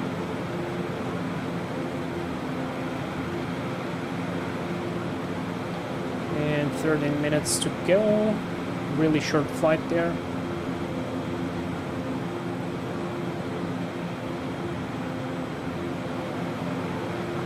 It was totally worth to leave the real time actually. Couldn't guess it was so good.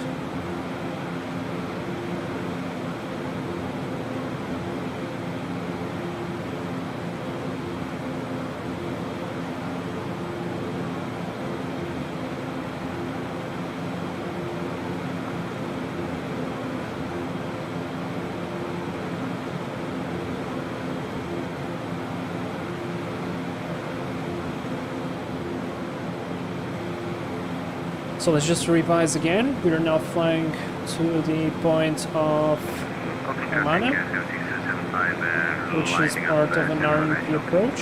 From Omana, probably even earlier than Omana, we're going to just switch off to the visual flight and execute the visual approach to runway 06 in Whangarei. Our minimums are going to be 650. That's 500 feet above runway elevation. And we're going to use flaps full, the normal reverse, and we're going to have to backtrack probably, or actually maybe not.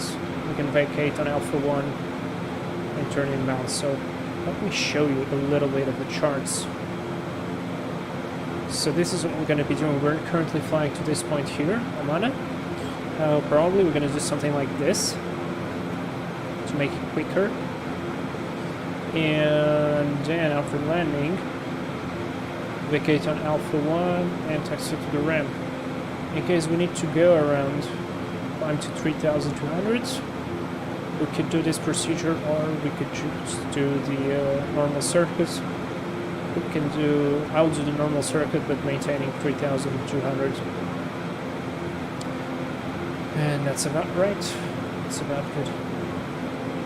Little mini briefing at least to have a mental picture.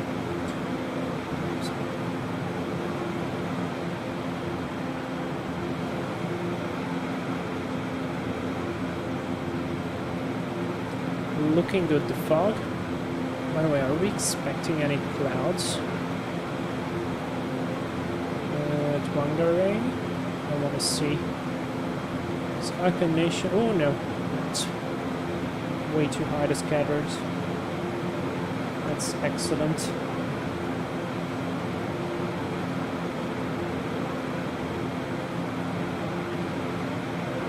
Let's reduce the altitude to 3,200.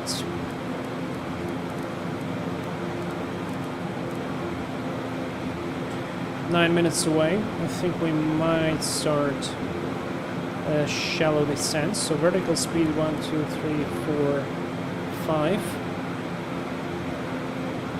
Recognition lights on. Auto fan on. Below 10,000.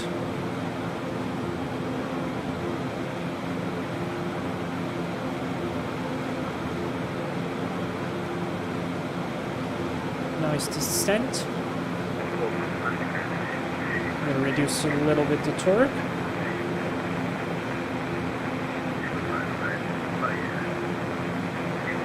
I know we have the top of descent calculated here, but I'm anticipating the turn.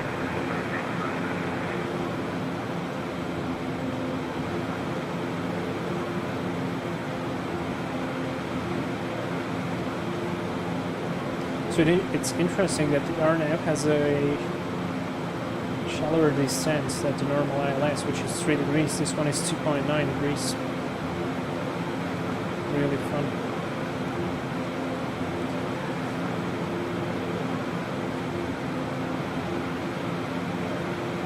We even have an advisory altitude we can take into account. 3 miles out, 1,600, 2 miles out, 1,000. Oh, that's a lot, right?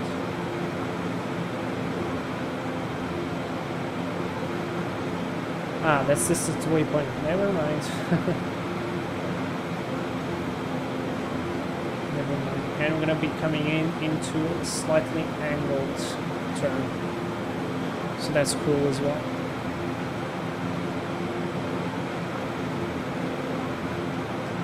Because it has a visual part empty in it. Good descent. Avslutningsvis nästa separation nästan hade gått runway 05 right, then we will be departing to the south following the sky west Auckland. Zooming a little bit.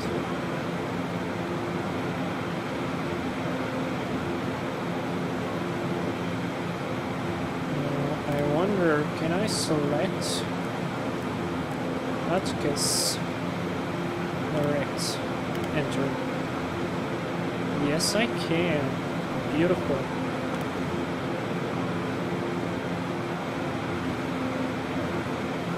Six minutes. Perfect.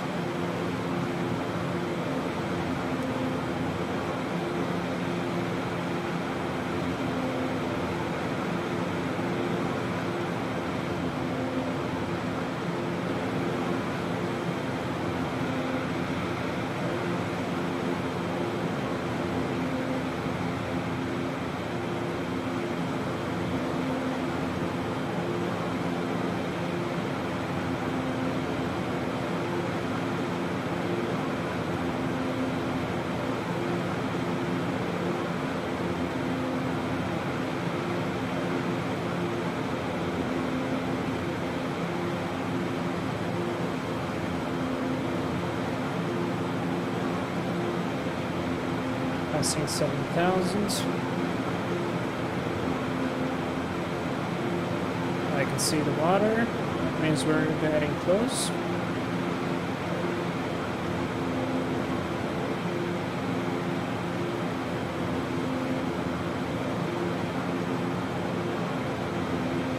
I definitely started slightly early.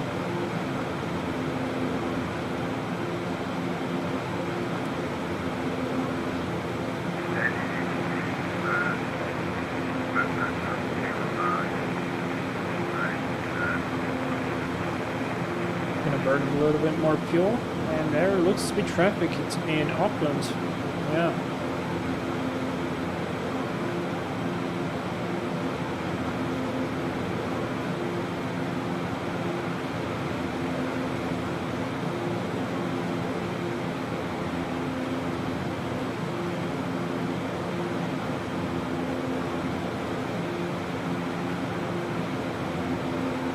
we select the altitude here as well? Yes, we can. But I prefer this panel.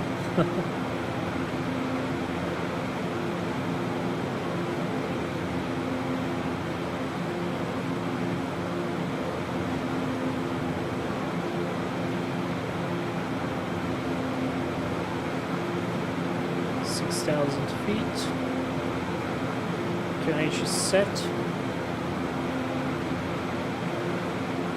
Engine parameters looking good. Plenty of fuel still. Ignition and auto feeder is armed.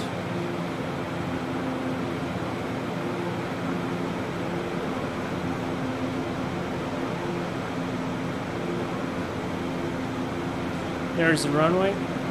So we're flying right there. So my suggestion is go into heading. Slight right turn into heading.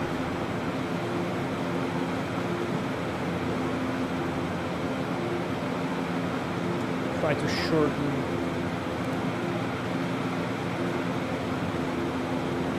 a little bit out trip. Now the sun doesn't really help us. Wind is coming from the left, so we're experiencing a slight left drift. Looks to be okay.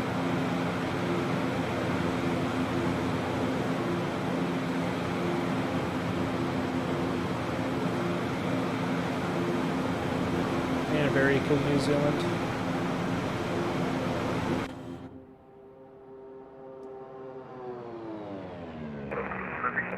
And that was not cool, wait.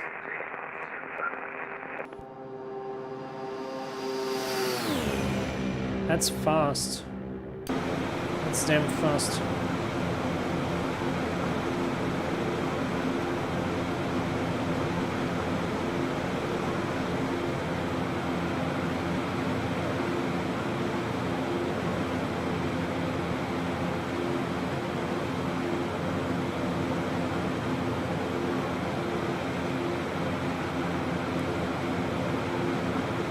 Continue to decrease the vertical speed.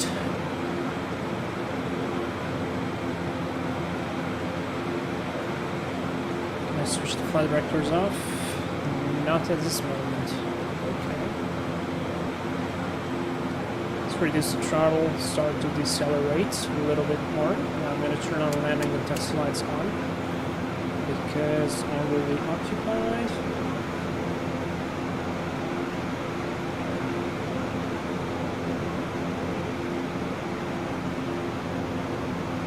See the runway. There it is.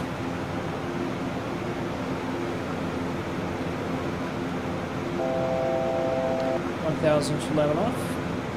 I'm gonna go manual control. Autopilot off.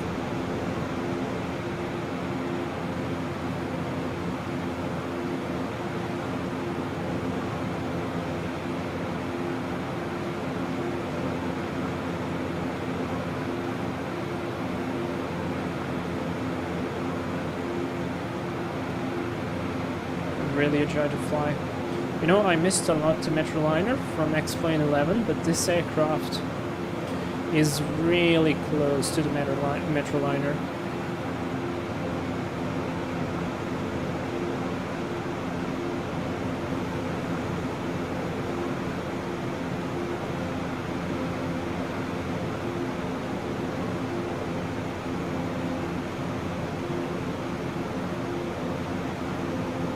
That's 3,200. You're gonna keep descending.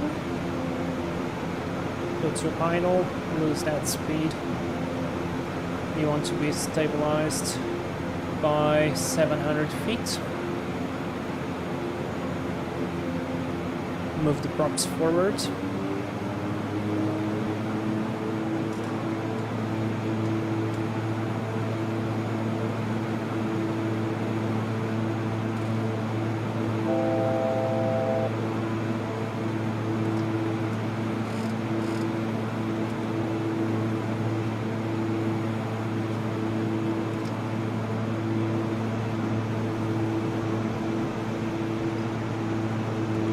You can see the runway. basically lined up. Let's lose a little bit more speed. Flaps approach. And gear down. We're gonna start falling like a rock now. So we need to pay attention to that. Oh, these forests are weird. Flaps full. Oh, what is going on with these forests? And we need to get out of the track.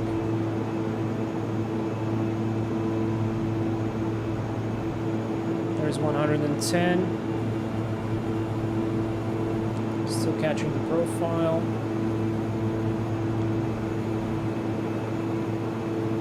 I see 4 whites at the moment.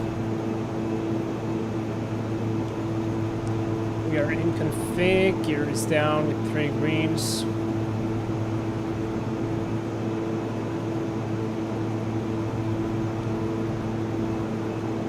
Oh, this is a very weird forest though.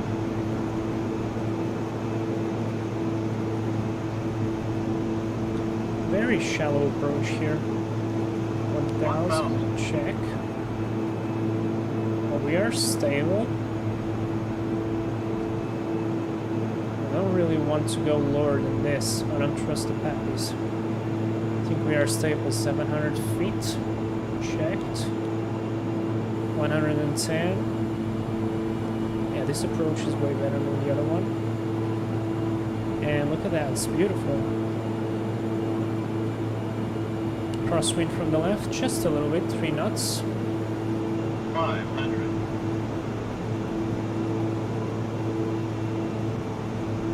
Go around, shoot 3,200 to the right.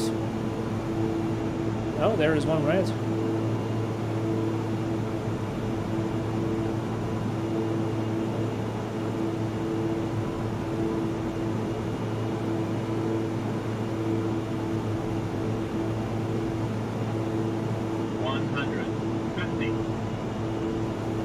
Slowly to idle. 10. Just maintain the nose, let it kiss the runway. And hit reverse. With the brakes.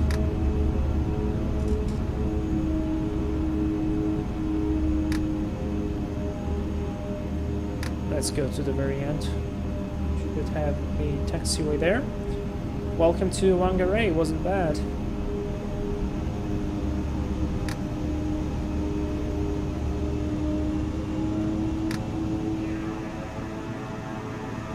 There's the exit. Recognition off, hot 5 off. Move the levers to ground idle. Oh wait, no, that was not the exit, that was the end of the runway.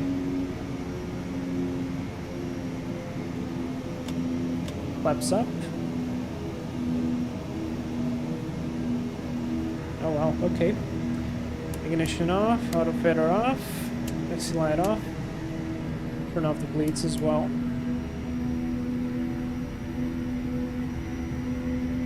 Did I miss an exit? No. Okay, an exit is missing. I read the charts. I was right. I was right.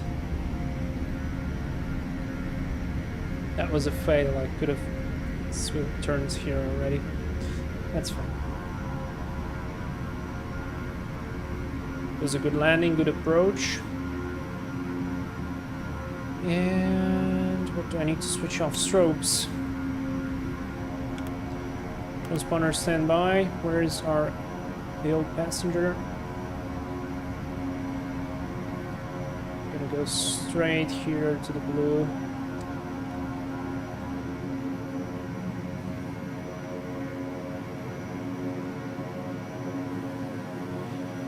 And here we are. Exit light off, set the parking brake. Gonna switch off everything we don't need.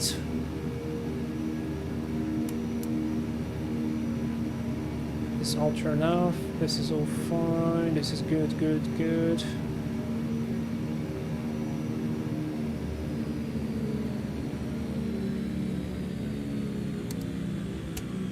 Beacon light off.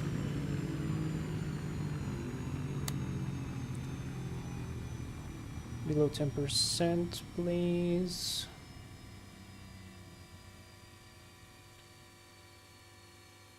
Or actually below 20. That's good.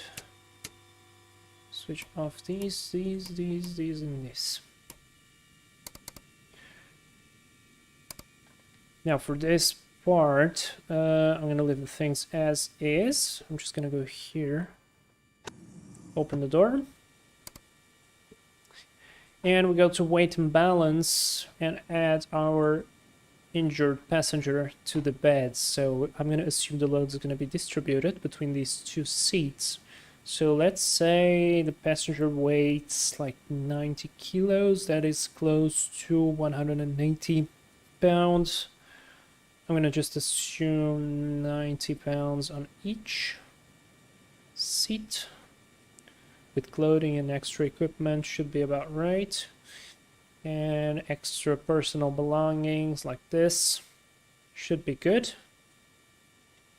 CG is good. So aircraft is loaded up, we still have enough fuel. Let's go finish the last flight to return to Auckland. Actually, you know what? I'm gonna leave the door open for now because we need to do the flight plan. And for that, I'm gonna probably go, yeah, flight plan menu. I'm gonna delete flight plan, enter. Then I'm gonna delete it again.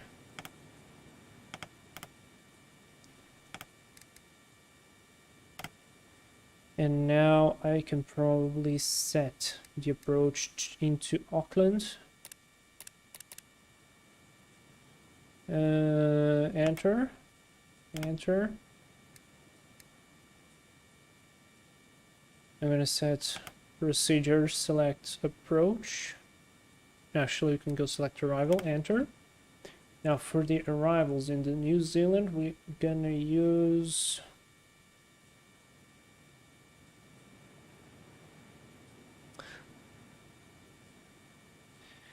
there we go again.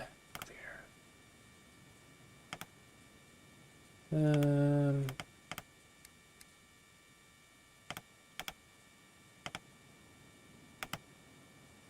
Why does it keeps... Are you kidding me? Alright, procedure.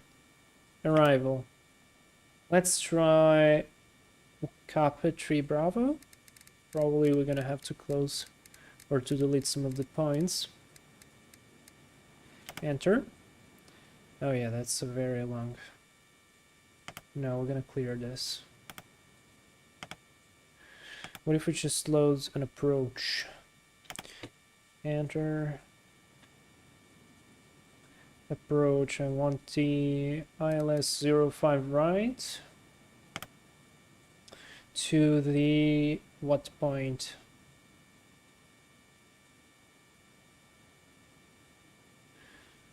Well, the points I would want, they are not here.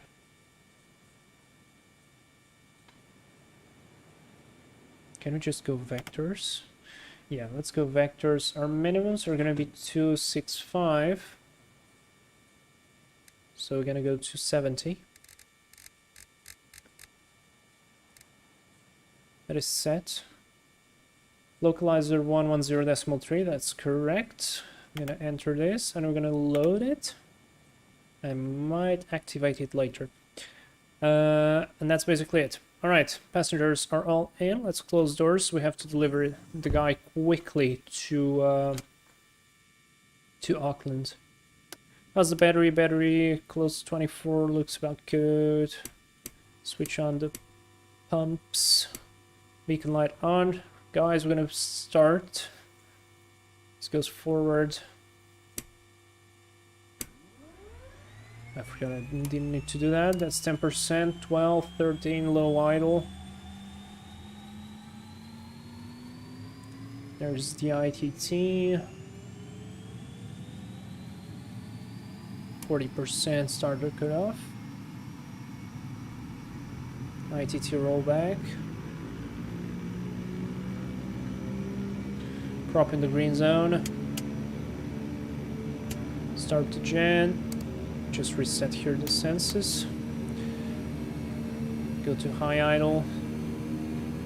Start left. 30%.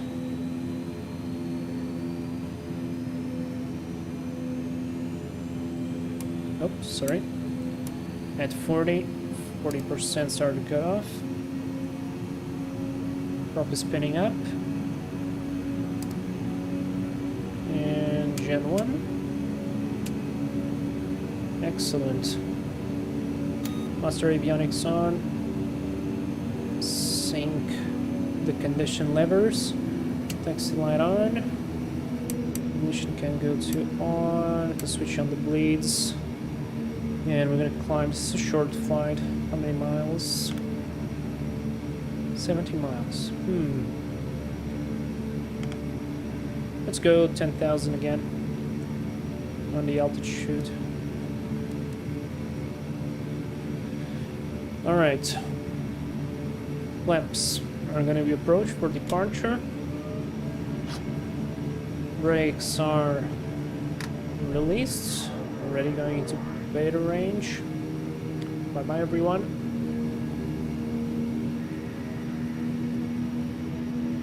Oh, and I should have. I think I need to set a flight plan maybe. And stop here. Forgot the rudder boost and the trim. That is all set. Strobe lights on. Let's go here to the transponder on alt mode. Nobody on the approach. Nobody on final. Let's go. Good to go. RFS Airbus. Hey, do I remember you? Of course I do remember you.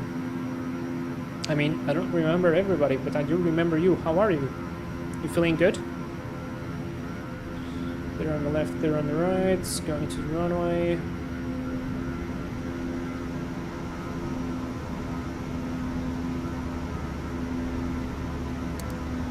There starts the battery charge.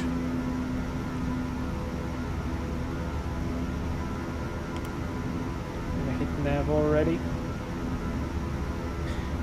Now, what if I set a vertical speed of 2000? For the starting flight directors. So we're not going to be following them strictly from the beginning, but it's going to be a good reference for when we want to start the autopilot. Autofeather is coming on. Auto 5 is coming on as well. Landing lights coming on. Recognition lights coming on.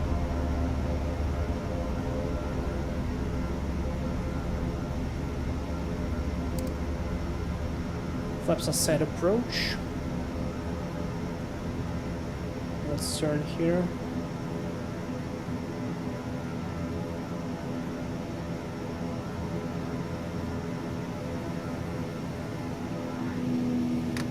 And condition levers to high idle. Rest looks good, guys. Let's go. Last flight of the day. Spin up the propellers. That's stable, and let's go. Remember, we have a patient now, so we have to fly smoothly. And torque set, airspeed is alive.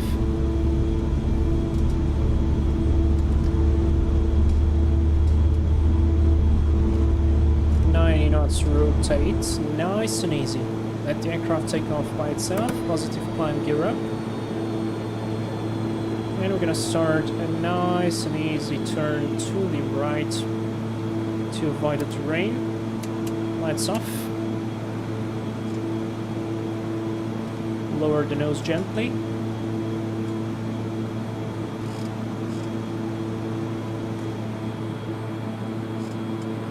Flaps up. A little bit of turbulence. Careful with the torque there.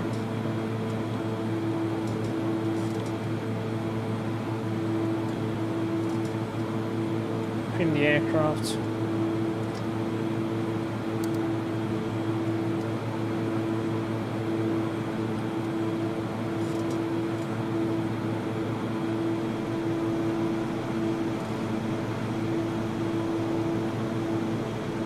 Now I am calling the flight directors because we're getting back on course.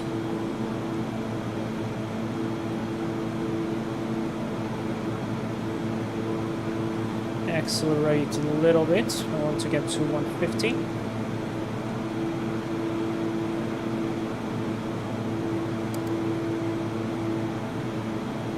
Let's get autopilot on. Lower just a little bit. Vertical speed, like tiny bit of torque. Getting close to 150. Light level change. And away we go. So let me go to flight plan. I want to go to procedure. Activate approach. Hit enter. And we should fly now to the first point, which is going to be Langley.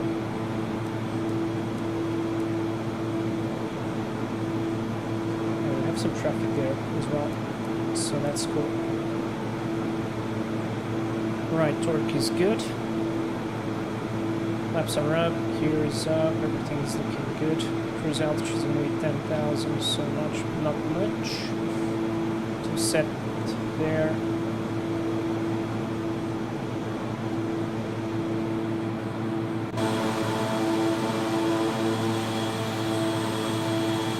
Nice departure.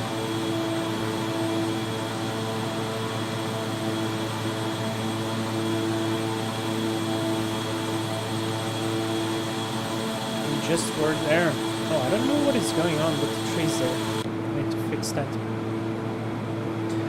Right, and I need to pay attention because for the level off, we have a passenger, we're gonna need to do a soft level off.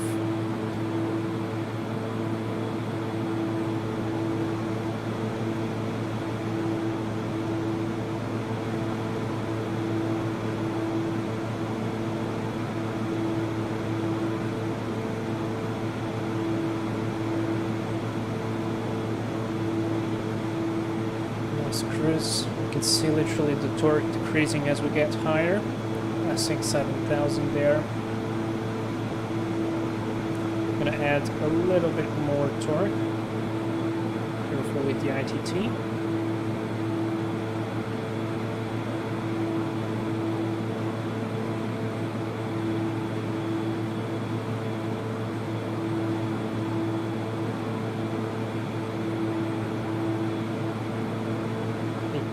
Feet.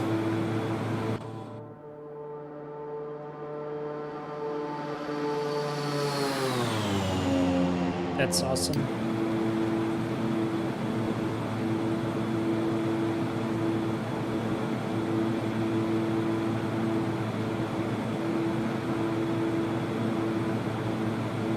So that's 8,800. Let's go vertical speed. Decrease the vertical speed to 600.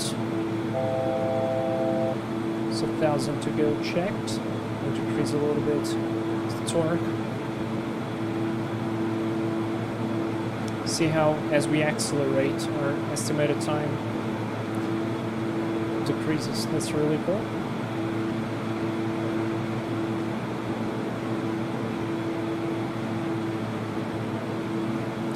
And I'm gonna, as we are approaching 10,000, I'm gonna switch off the recognition lights. Auto feather goes to off as well. No need for that.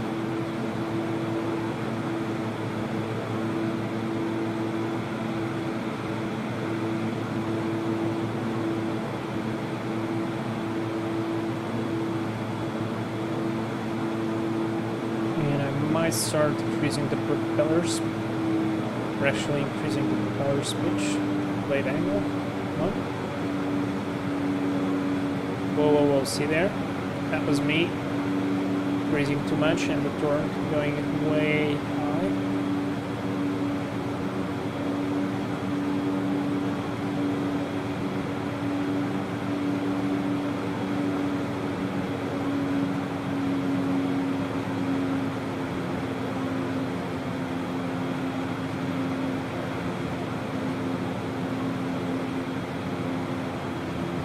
There we go, nice level off, very smooth.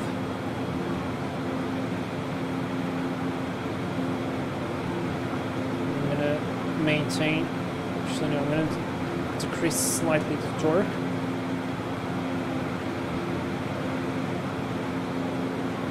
I'm gonna still accelerate a little bit.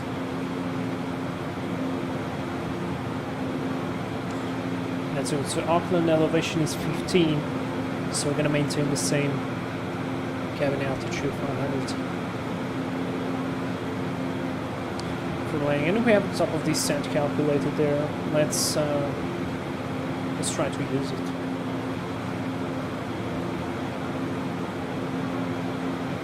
We need to be at 3,000, above 3,000 feet at Lango. Do we have any holds there? No. So very simple for our approach briefing. We are direct Lango. It's going to be an ILS approach. Runway 05 right, course. F1. We could actually change that. Wait.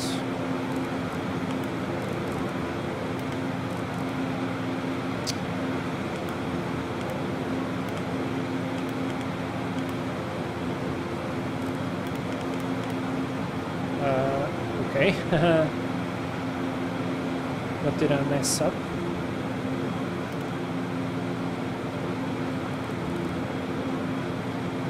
Okay, I'm using COM1 there, but I want course. Why can't I select course?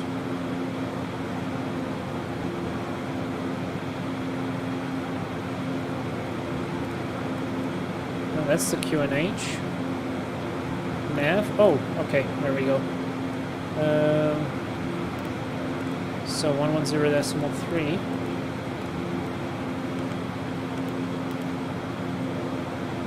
That's active. It was already active actually. Probably because it automatically sets it up. And I'm just too dumb to notice it.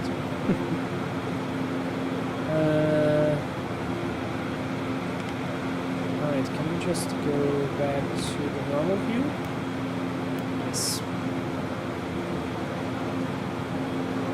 Course. For the course, we need to go back here, go back.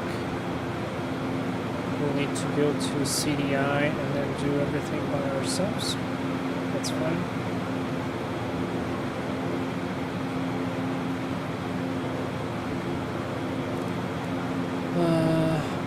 Course and bearing.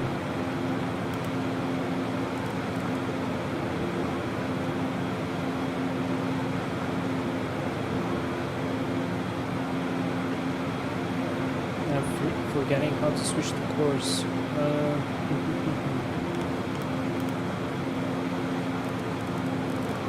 Should be this one then.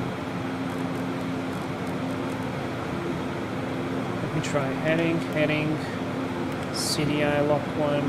Yeah, there we go. So let's go 051, please.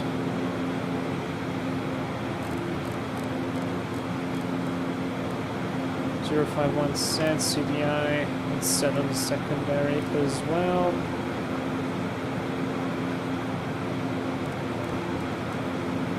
Connect to the GPS, hit nav. Here we go.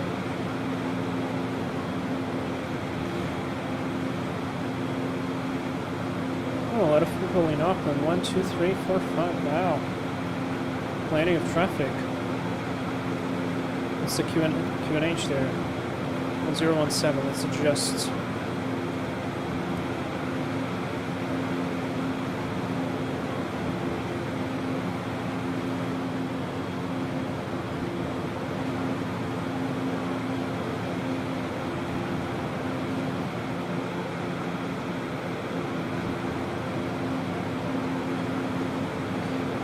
Minutes for the Lango waypoint.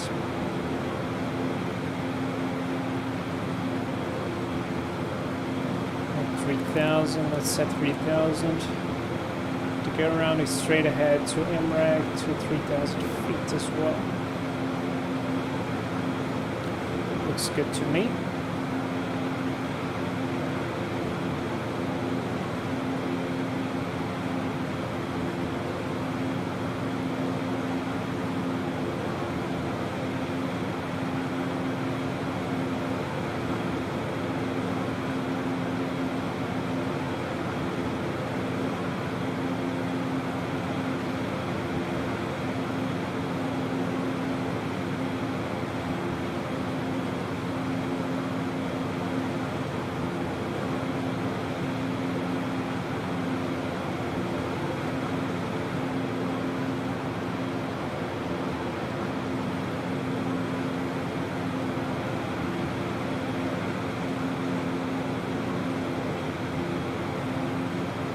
So I wonder if anybody is gonna depart eventually. Is this an A380? Interesting, looks like so. Let me try to file the flight plan real quick to that sim.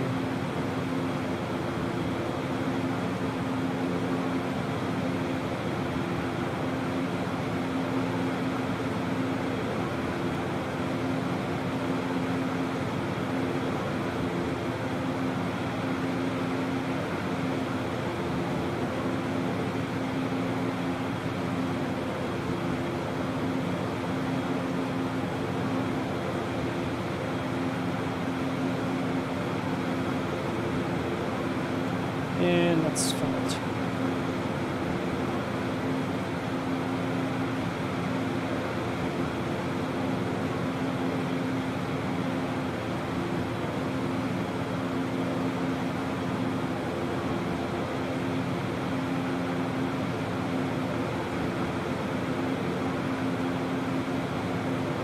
Taking too much time. Come on.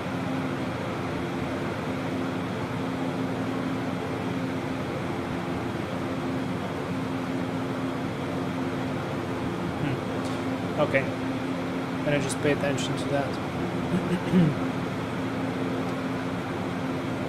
So 3000 angle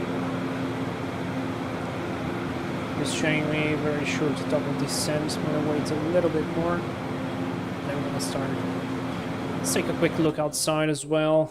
Appreciate a little bit the views of New Zealand.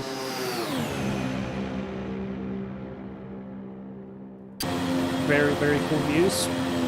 As we're going to continue with this series of Fantastic Freeware, exploring different freeware aircrafts, we're going to be exploring New Zealand as well. I very much suggest everybody to fly here as well. Beautiful country, different airfields, challenging airfields, interesting airfields, beautiful views. I don't know, a lot of stuff here. It's really cool.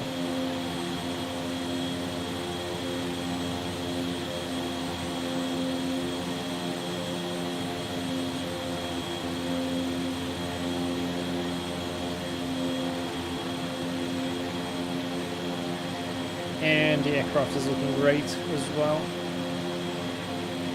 which is always a good thing.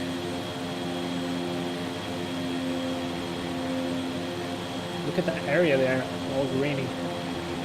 Very nice. Oh, there's an airfield there. Another possible place to visit.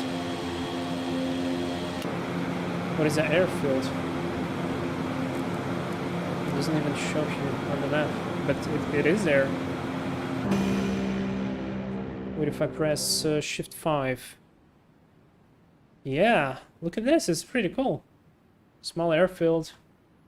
Excellent to fly on a Cessna here. Narrow runway. I like it. There's our descent.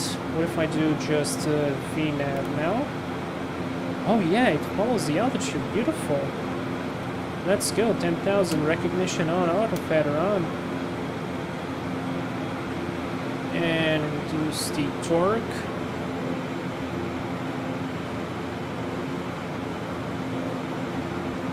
Fantastic, look at that, we have VNAV.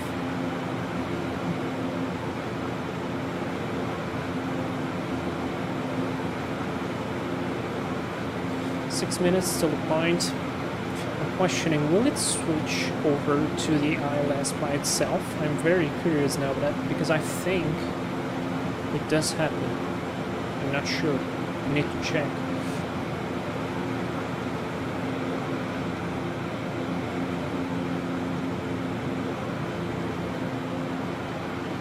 Great view outside.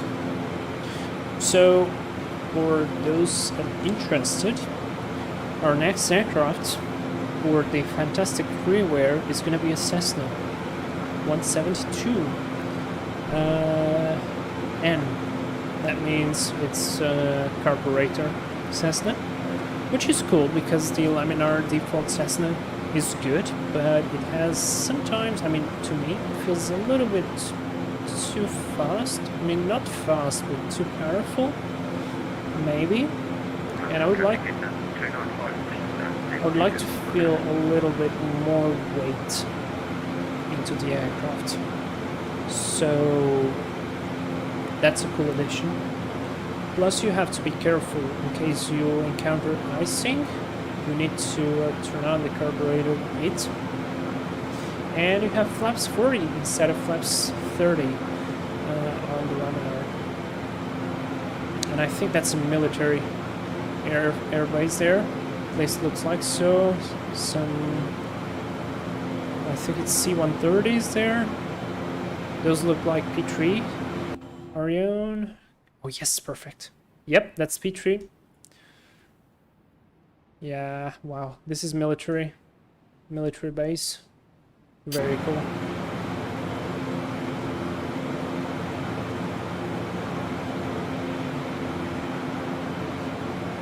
The lighting is so good. I really like it. And these clouds do help.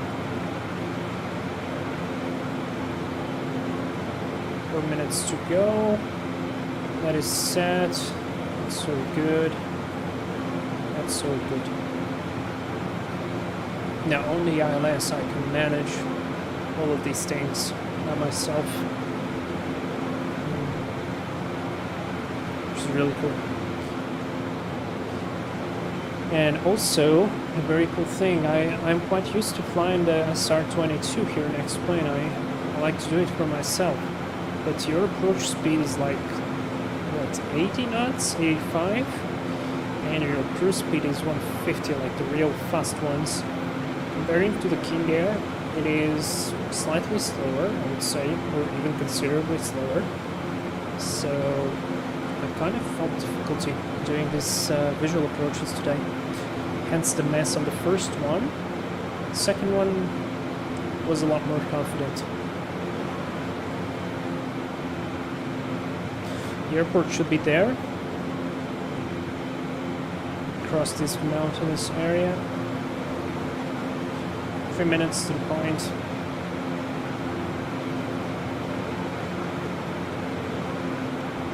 Looking good. The only thing I don't like is this looks to be a flyover point, which means we're gonna probably hunt the next stages, and I don't like that.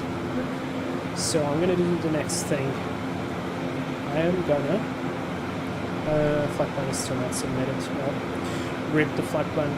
I'm gonna set 2,000 feet as the altitude, and I'm gonna manually intercept with the heading. So I'm gonna sing heading once again on the turn. And by the way, can we? Oh, map track up. This is so much better. Zoom in. Perfect, just like an airliner.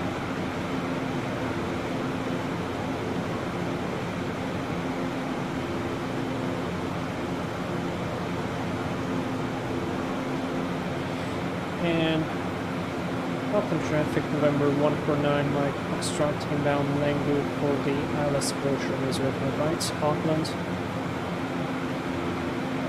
Pretty good on speed there.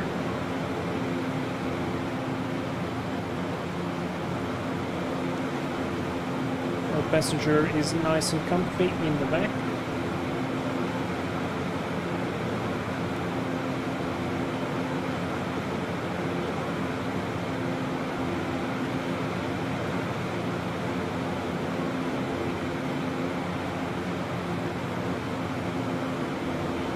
Miles for the turn.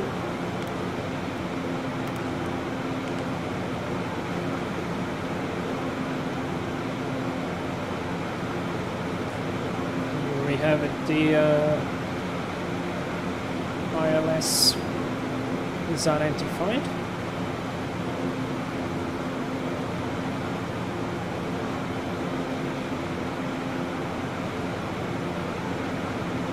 Start to decel a little bit, just a little bit.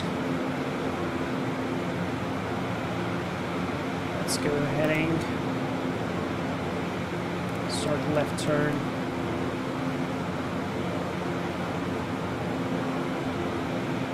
Maybe a little bit too early. Yeah, definitely early.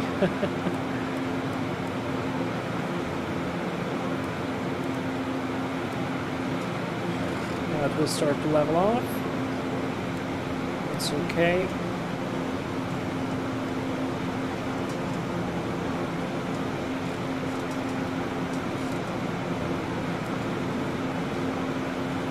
Let's go to CDI. Hit approach.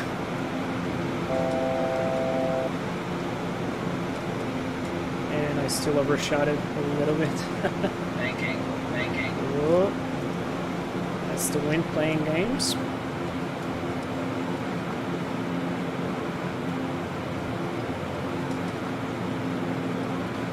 Sync the heading.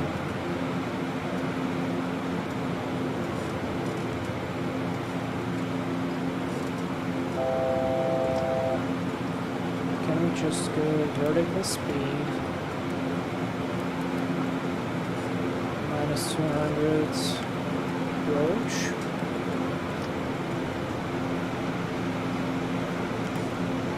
Localizer and glide slope. Fantastic. Now we set 3000. On the altitude, runway is well ahead of us. Looks good. Start to slow down. Maybe not now, a little bit later.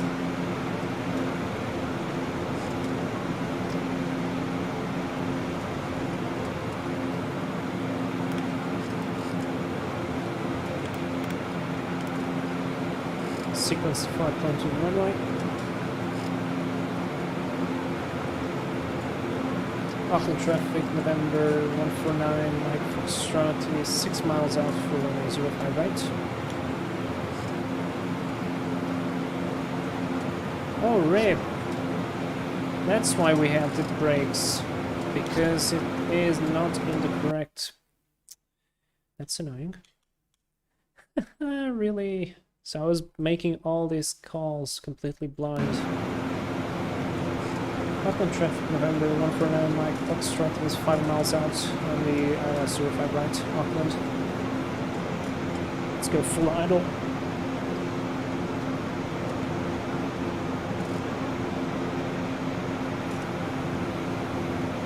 Props full forward.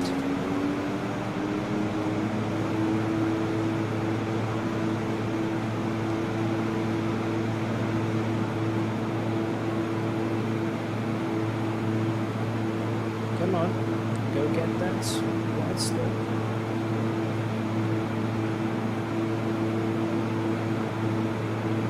Gonna be 500 for the stabilized. 1000. Check.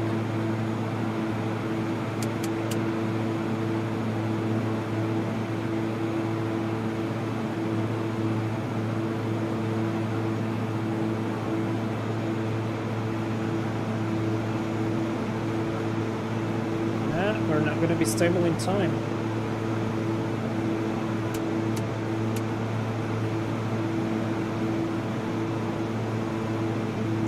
Ops approach, gear down. Maybe just in time. I'm going to assume that flaps forward. 500. Check, not battle off.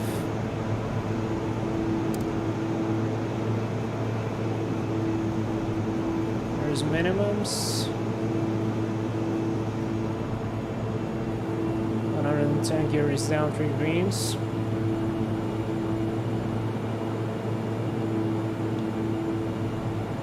Well, we had to be stabilized a little bit early, so to make things right, if I flare too much we go around, and we practice to go around.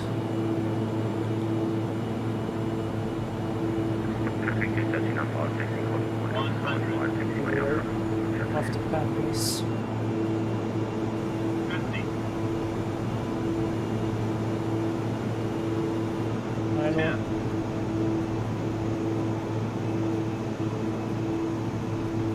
Okay, I flared too much. We go around. Flaps approach, positive climb gear up. Auckland traffic, November 149, Mike Foxtrot, go here. I know we follow Mr. Approach course.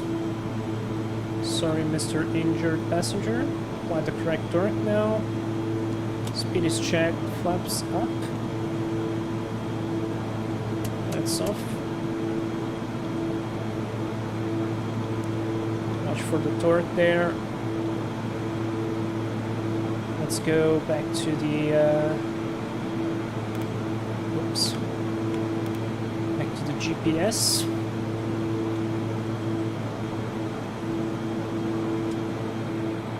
Let's go for double change, nav, autopilot. Back on course.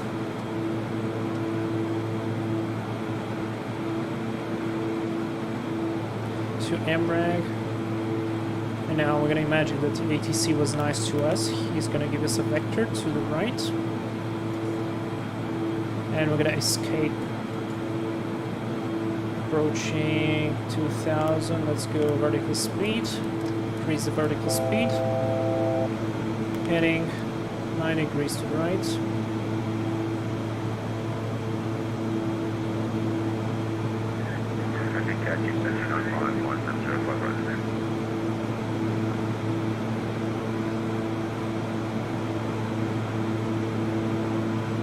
Decrease a little bit the torque. That was a nice go around though. We were not stable, and from the previous flights I wanted to do a go around.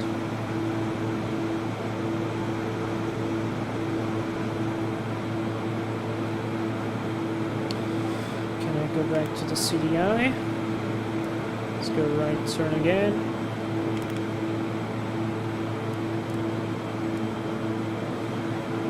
Open traffic November 149er Mike Foxtrot is on the right downwind, runway 04.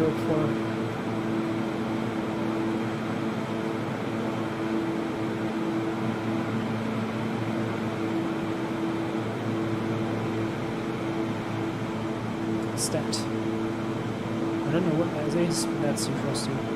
There's a guy lining up, probably. Let's reduce.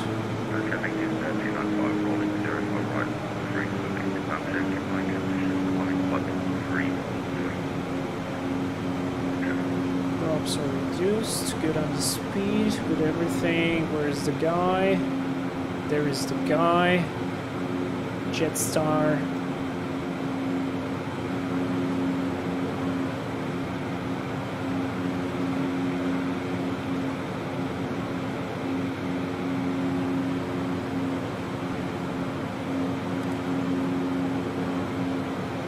Start to slow down. Maybe do a visual here.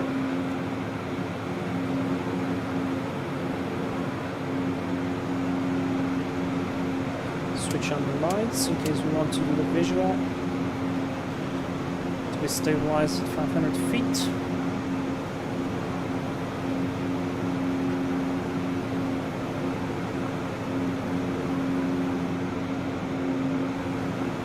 Did the guy take off? Yes, he did. Look at that. Beautiful. Alright, flaps approach. Autopilot off. Flight directors off. My controls.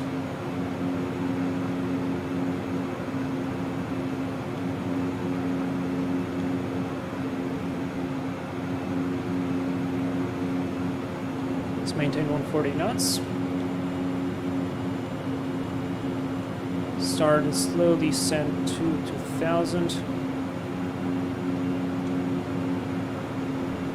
A little bit of hand flying, why not?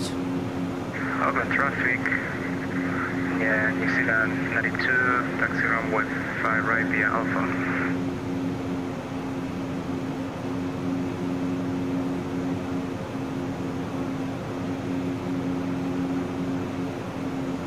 So, according to the charts, Ubers was the 2,000 feet mark. We're slowly losing altitude like this, and then turn in, return base, and follow up.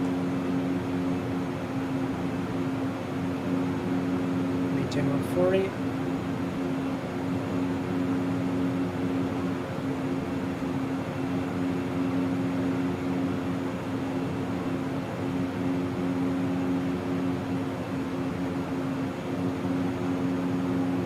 Let's start turning base.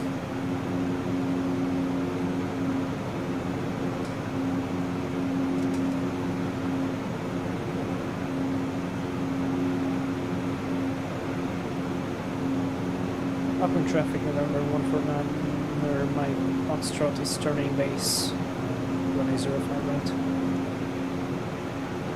No blind slope indication, that's correct there.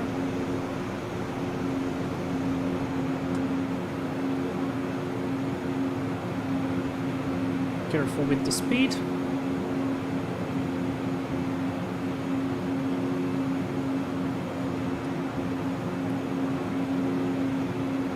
Turn directly now. We have the wind coming from the right a little bit, so let's correct that.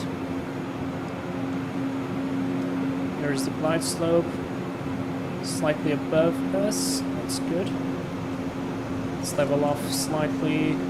Lose that extra speed we gained in the turn.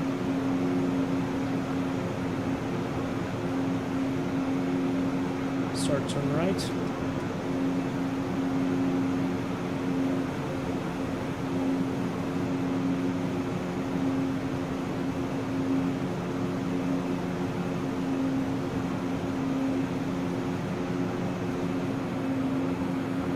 Get that wind, adding more power. There's the glide slope. There's the localizer needle coming in.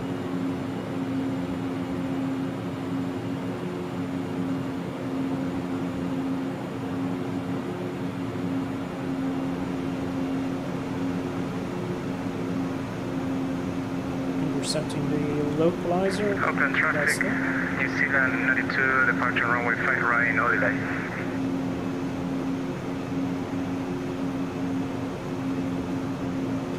And we have departure ahead of us, so let's go gear down, flaps full, 4 miles out on the path. Let's go for the 110 knots.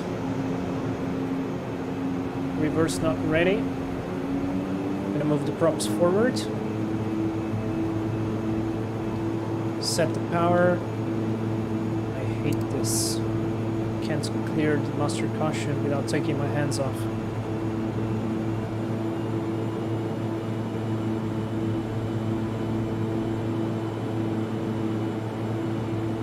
Let's get on the localizer correctly, because this wind is blowing us out away.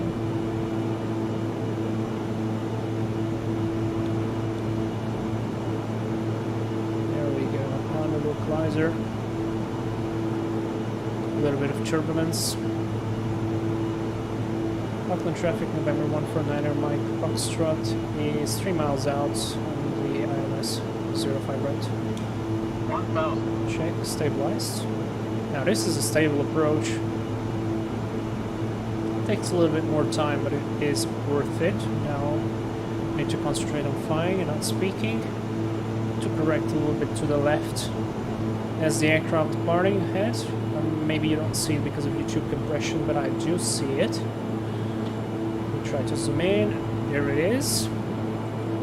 I really didn't know delay. Thank you to him. Let's go get that glide slope. Now the funny thing is, I see 2 whites, 2 reds now, but I'm sure as soon as I hit the glide slope spot on it, we're gonna see 3 reds. Maybe I'm wrong.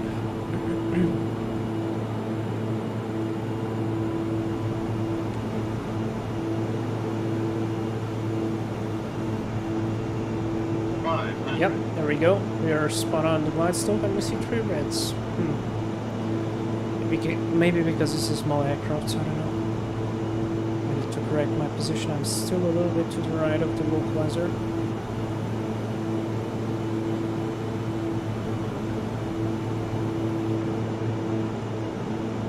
This wind is constantly changing. I mean, it's not hard, but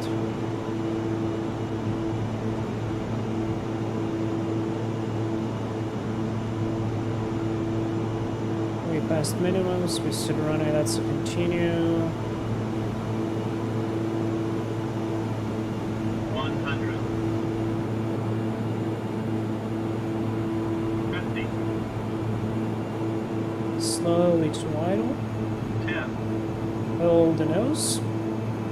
hold the nose. And that's a touchdown. We're gonna let it roll like this. Easy on the brakes. Flaps up. Easy on the brakes. I'll vacate on the next one. Condition to low idle.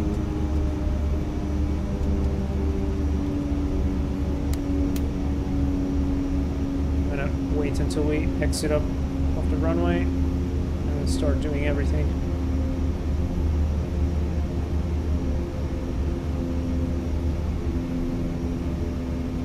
Alpha 5. Clear on the left there. That's an A340. Auckland traffic, November 149 on Mike Foxtrot vacated on Alpha 5. Let's stop here. Set the brakes. Ignition goes to off, this goes to off, landing recognition off, Hunt 5 goes to off, strobe lights go to off, we can switch off the bleed as well. And yeah, we could actually switch this off as well. Clear left, that's a big A340. And we're gonna go here. Back to the same position from where we started. It's Bravo 3. I'm gonna go left. Across the terminal. That's an alpaca. Wow. Never saw one of those.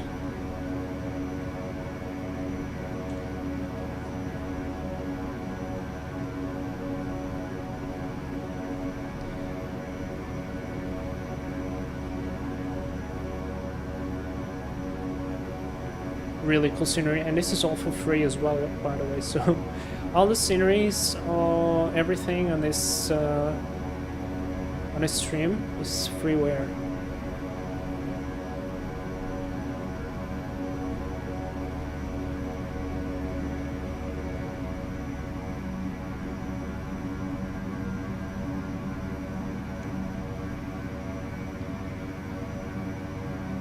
So there would be an ambulance waiting for our patient.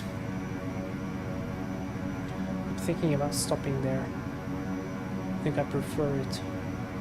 Or do we have parking positions there? So that looked fun as well. I'm gonna cheat and look from the above view. Yeah, I'm gonna park to one of these positions close to the caravans. I think it looks better. Let's stop on the next one. And I'm gonna do something here like this. Now slower, don't hit the pole. Oh, and there's the alpaca guy. Beautiful. Just as we stopped. Set the brakes, taxi lights off. And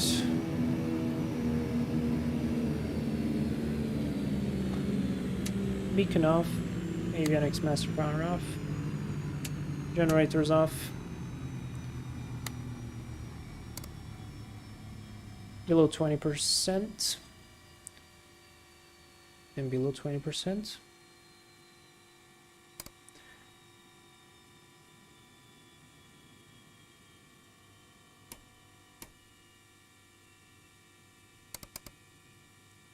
And that's below 10%. Good, very good. We can call for ground services. So we can have external power, leave the batteries, and leave the rest. So guys, I hope you enjoyed this little stream with the freeware C90B with the G1000 and the PT6 engines. Sorry there for that crazy approach that we did on the first place. Kind of messed that up. I think I need to practice more this kind of visual approaches. Or, you know, it's always like this. You do those by yourself when you're preparing the stream or searching for cool places to land, and then you go into the stream and everything goes wrong. You do an unstabilized approach and everything. But, well, at least it was good. It was fun. I hope you learned something with my mistakes and with some of my suggestions here on the stream. And yeah, this was Fantastic Freeware Series. I'm Vlad. See you next week. Bye bye, guys. Stay safe.